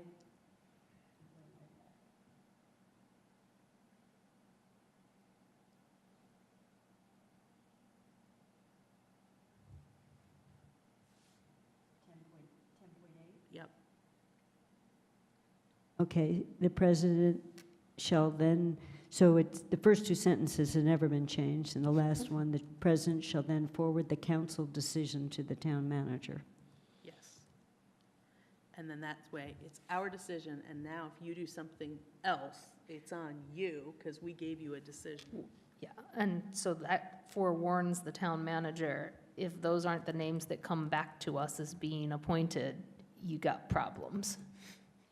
Since we can reject the recommendation within 30 days. Right. And when we have a second chance at saying we're enforcing this. I mean, it's not going to happen because this is the same human who has to be evaluated by us. Yeah, well, and the other thing it really helps is it helps, so say, just whatever OCA's process is right now, right? So it helps OCA to have had an order, so to speak, from the council that says, town manager, you will appoint these people. Then when he gives OCA the list, we can say, where's that list? We don't have to say, where's the minutes? Where was that discussion? When did we do it? We say, where's that list? That list says, boom, you were supposed to do this. And so it's very clean. There aren't any, no, I had a question on charter revisions. There are no such things as technical revisions that can happen sooner. Because one of the oddities about this this new committee situation, which is different than JCPC, is that the counselor goes through an interview process. You know, under the general process of town manager appointments. So you pick 2 counselors, and they have to go and sit for an interview for the position. So maybe OCA could at least address that in the instance where a counselor has been voted on, they This- don't have to go through a separate interview This process. process might allow the manager to say, we don't interview, I'm not going to interview counselors. Right, Although he- there he- could be he- a purpose on a hybrid committee for the manager interviewing the counselors to be able to better inform the residents that would be, his Right. decision on the residents that would be appointed.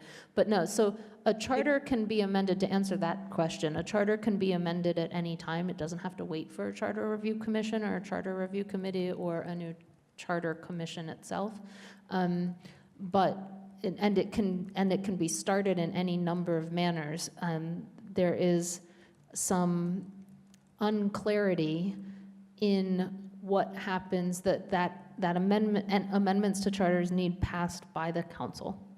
But then there's some, and then they get forwarded to the AG's office and probably to DHCD, Department of Housing and Community Development. And then there's some unclarity as to whether all amendments always have to go to a vote of the entire town, so be put on an election ballot, or whether only certain amendments need to be put on an election ballot. There's a difference in interpretation, and so I wouldn't want to declare which one that is, but amendments need passed by a council in Yeah. general first. And those amendments could come from counselors, they can come from people. There's various rules in the state law on how a charter gets amended, and those are the rules that essentially govern any amendments. You know, if it would help your comfort level at all, Darcy, my husband is a very retired lawyer.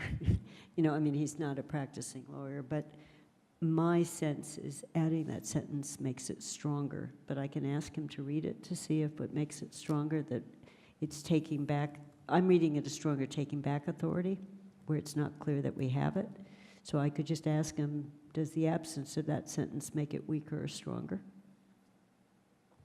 Well, that's fine. Yeah. I actually think that we do need to, at some point, ask, I guess, KP Law, again, to clarify the opinion about this, because I just can't imagine that the town manager is the appointing authority for the counselors. So we were asked anything where we wanted a legal, that was another issue that came up. Can counselors ask for legal opinions? They Or go- does it always have to go through the president? It normally goes, it's like, it's typically practiced, although we don't have a rule, that it doesn't, that the president has to go through the town manager. Right, And right, no, so but I it- meant, can any, that I understood would go through him because they're the hired by the town, but could any of us be the origin of I'd like to get a legal opinion on this and ask the If it town went to the manager? president, but not directly to the town So manager. it can't, is that informal practice or is that by law or? It's informal practice because the contract with the town is with him. And so if we don't go through the president, then you've got 13 different counselors potentially asking the town manager to ask KP Law things. Because this is one I wanted to go back to them on when I first saw it, and I flagged it for Paul, that it's missing the word separation of power, and I'd like a little bit of research on this, because I'd never seen a legislative authority, elected body, ceding appointment authority to someone they hired. I just never seen, and I wanted to know whether, yes, I understand the charter has this problem, but there's a higher level of separation of powers that often gets, you don't want this to go to a court decision, but I mean, gets that court saying you just wouldn't do that. And they didn't ever use those words. They looked at case law and other things, but they never looked at anything on separation of powers. I would love to see that whole issue referred to GOL, to say, this is a real sticking point for us here. We really find this, we're not going to get a different opinion out of KP Law than we already did. And they're not going to express it any more clearly in a way that changes the reality. So that doesn't mean that we shouldn't continue to push, as Kathy's talking about, to say there needs to be further legal discussion about this in the future. I don't think it has anything to do with our rules right now. Okay, I'm not, you've got a longer history with them than I do, but I've been watching the requests that go to them. They're often framed in a way that it frames the question, and they answer to the framing of the question. If the question had been framed, do we have a problem here with the separation of power? They might have answered it in a different way. So it's the guidance you give to your legal counsel so that you can be protected. Anyone would want to frame it. So you're saying they would never go back and look at what they thought of before and say, oh, we didn't think of that. No, I'm saying that at this point in the rules process, I would ask that we not do that, to change this part of the rules process. yeah, But no. that we put that high on the list of things. Okay, so this is. We want GOL to look at. So you're saying if long-term. GOL took a look at this and wanted to go Yes. back to the attorneys? And said, if we'd framed this question differently, would you have answered it differently? Oh. Yes. And because I think at this point, given our deadline, the charter is what the charter is, and we can Okay, continue to fight that this with is one where GOL. I would technically amend our rules if we got something, yes, I don't want to slow us meeting the deadline, so I'm So I just, want to get, but can we somehow prioritize this list of things that we don't have yet, but that And Manu is- Jo has, of Okay. things that GOL is going to look at? I think that we could very proactively state that we remain concerned about the legal opinion we've received, and we understand it's the conditions we're working under, but maybe if we talk about it differently, we'd get a different interpretation. Okay. And then we can fix the rules Sounds like if we we haven't do. finished the discussion on this because Kathy's going to ask her husband for an opinion. So maybe we can discuss it again on next Yeah, we can bring it Tuesday back, and when then- Shalini's here. okay, so we'll bring this back, and it is also discussion of, this is recommending that we don't ask for, I'm not trying to slow this down, because we could always come and fix it up after June 3rd, one way or the Can we other. specifically add this to how do we officially So we add could that to either the ask list of GOL things? to do the asking, or we could just ask ourselves, say to Lynn, we would I- want to ask this question, so we can just come back to that next time we meet, I think. I've got a list of stuff for recommended follow-up that I have just noted to myself that I will send in a more formal, written-up manner that can then be dumped into a committee report, so that I will send to Alyssa for dumping into a committee report. So that would make a lot of sense, right, is to have that as part of our last report to the council. Not only is here the clean version, but we're asking you to disband us, and here is the list of things we specifically want somebody to be working on. We don't want to lose sight of these things, because these are issues that we remain concerned about. And then as soon as some of them get resolved, then GOL can bring the rule back to us, and we can fix the rule if we can get it to go the other way.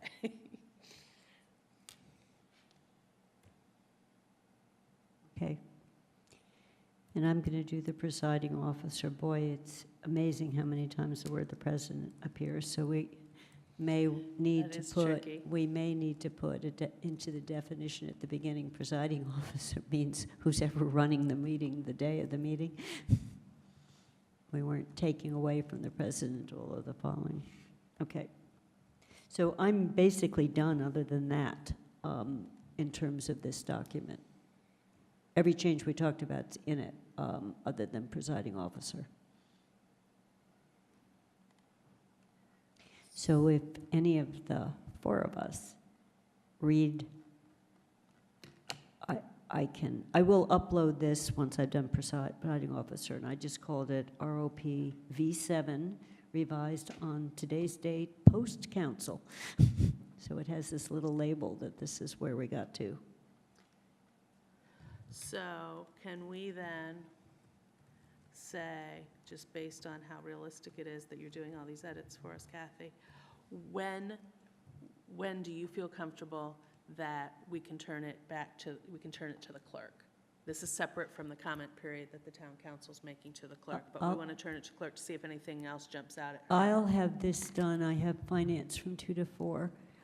This will be done by the end of the day.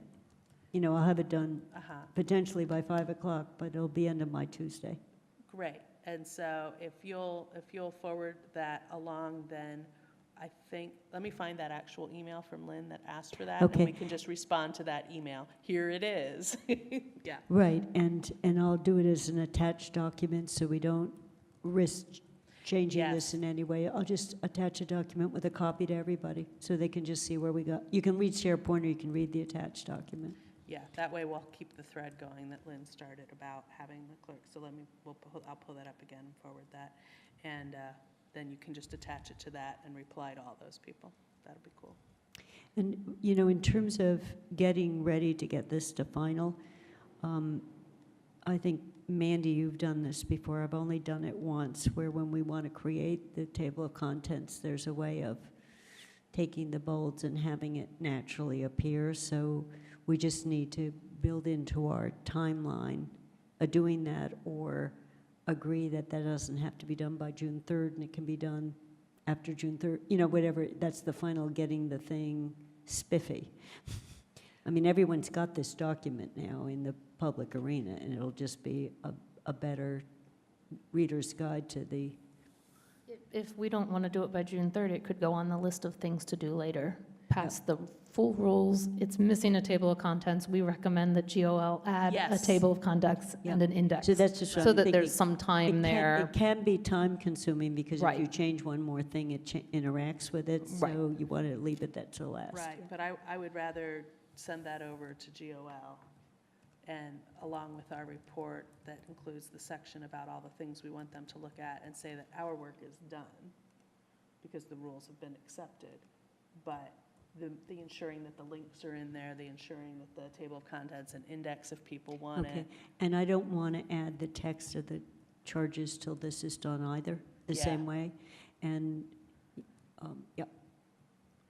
We will be unusual to do that, to do the full charge in the document, but it's fine with me. It'd give us a place to keep them in the meantime, till we It get does. this other structure going, till we get, what GOL is gonna apparently work hard on to get structured on the town website, and which bylaw review also talked about, right? They were talking about a structure. You know, here's the bylaws, here's the general bylaw, here are the policies, here's the rules of procedure, and like, people could actually go find everything. It would be amazing.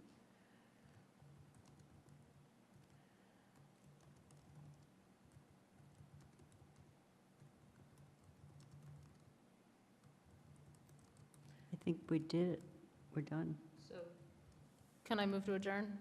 Or are we, do we have minutes to I pass? just do, that is a question, is would someone take Kathy, you had worked on this really hard for us the other week, as to where we are with minutes? Where are we with minutes? As of last week, we were 100% caught up. I don't remember who took minutes at the last meeting. I did not, because I did, and they're in a folder. They're in the Yes. draft minutes folder. So we were doing me reviewing it, but we were all the way to the finish line, other than doing last week's. So, how are we approving those minutes? By a vote? Okay, so we'll do that next time. Well, that's what I was wondering, is like, when do we do that? So, minutes from last week and this week, we will have on the 5:14 agenda. That means I move to adjourn. Is there a second? Okay, all those in favor? Aye. So this meeting is adjourned at 12:21 PM, so that all the people who are on the Finance Committee can go get some lunch before Finance Committee starts.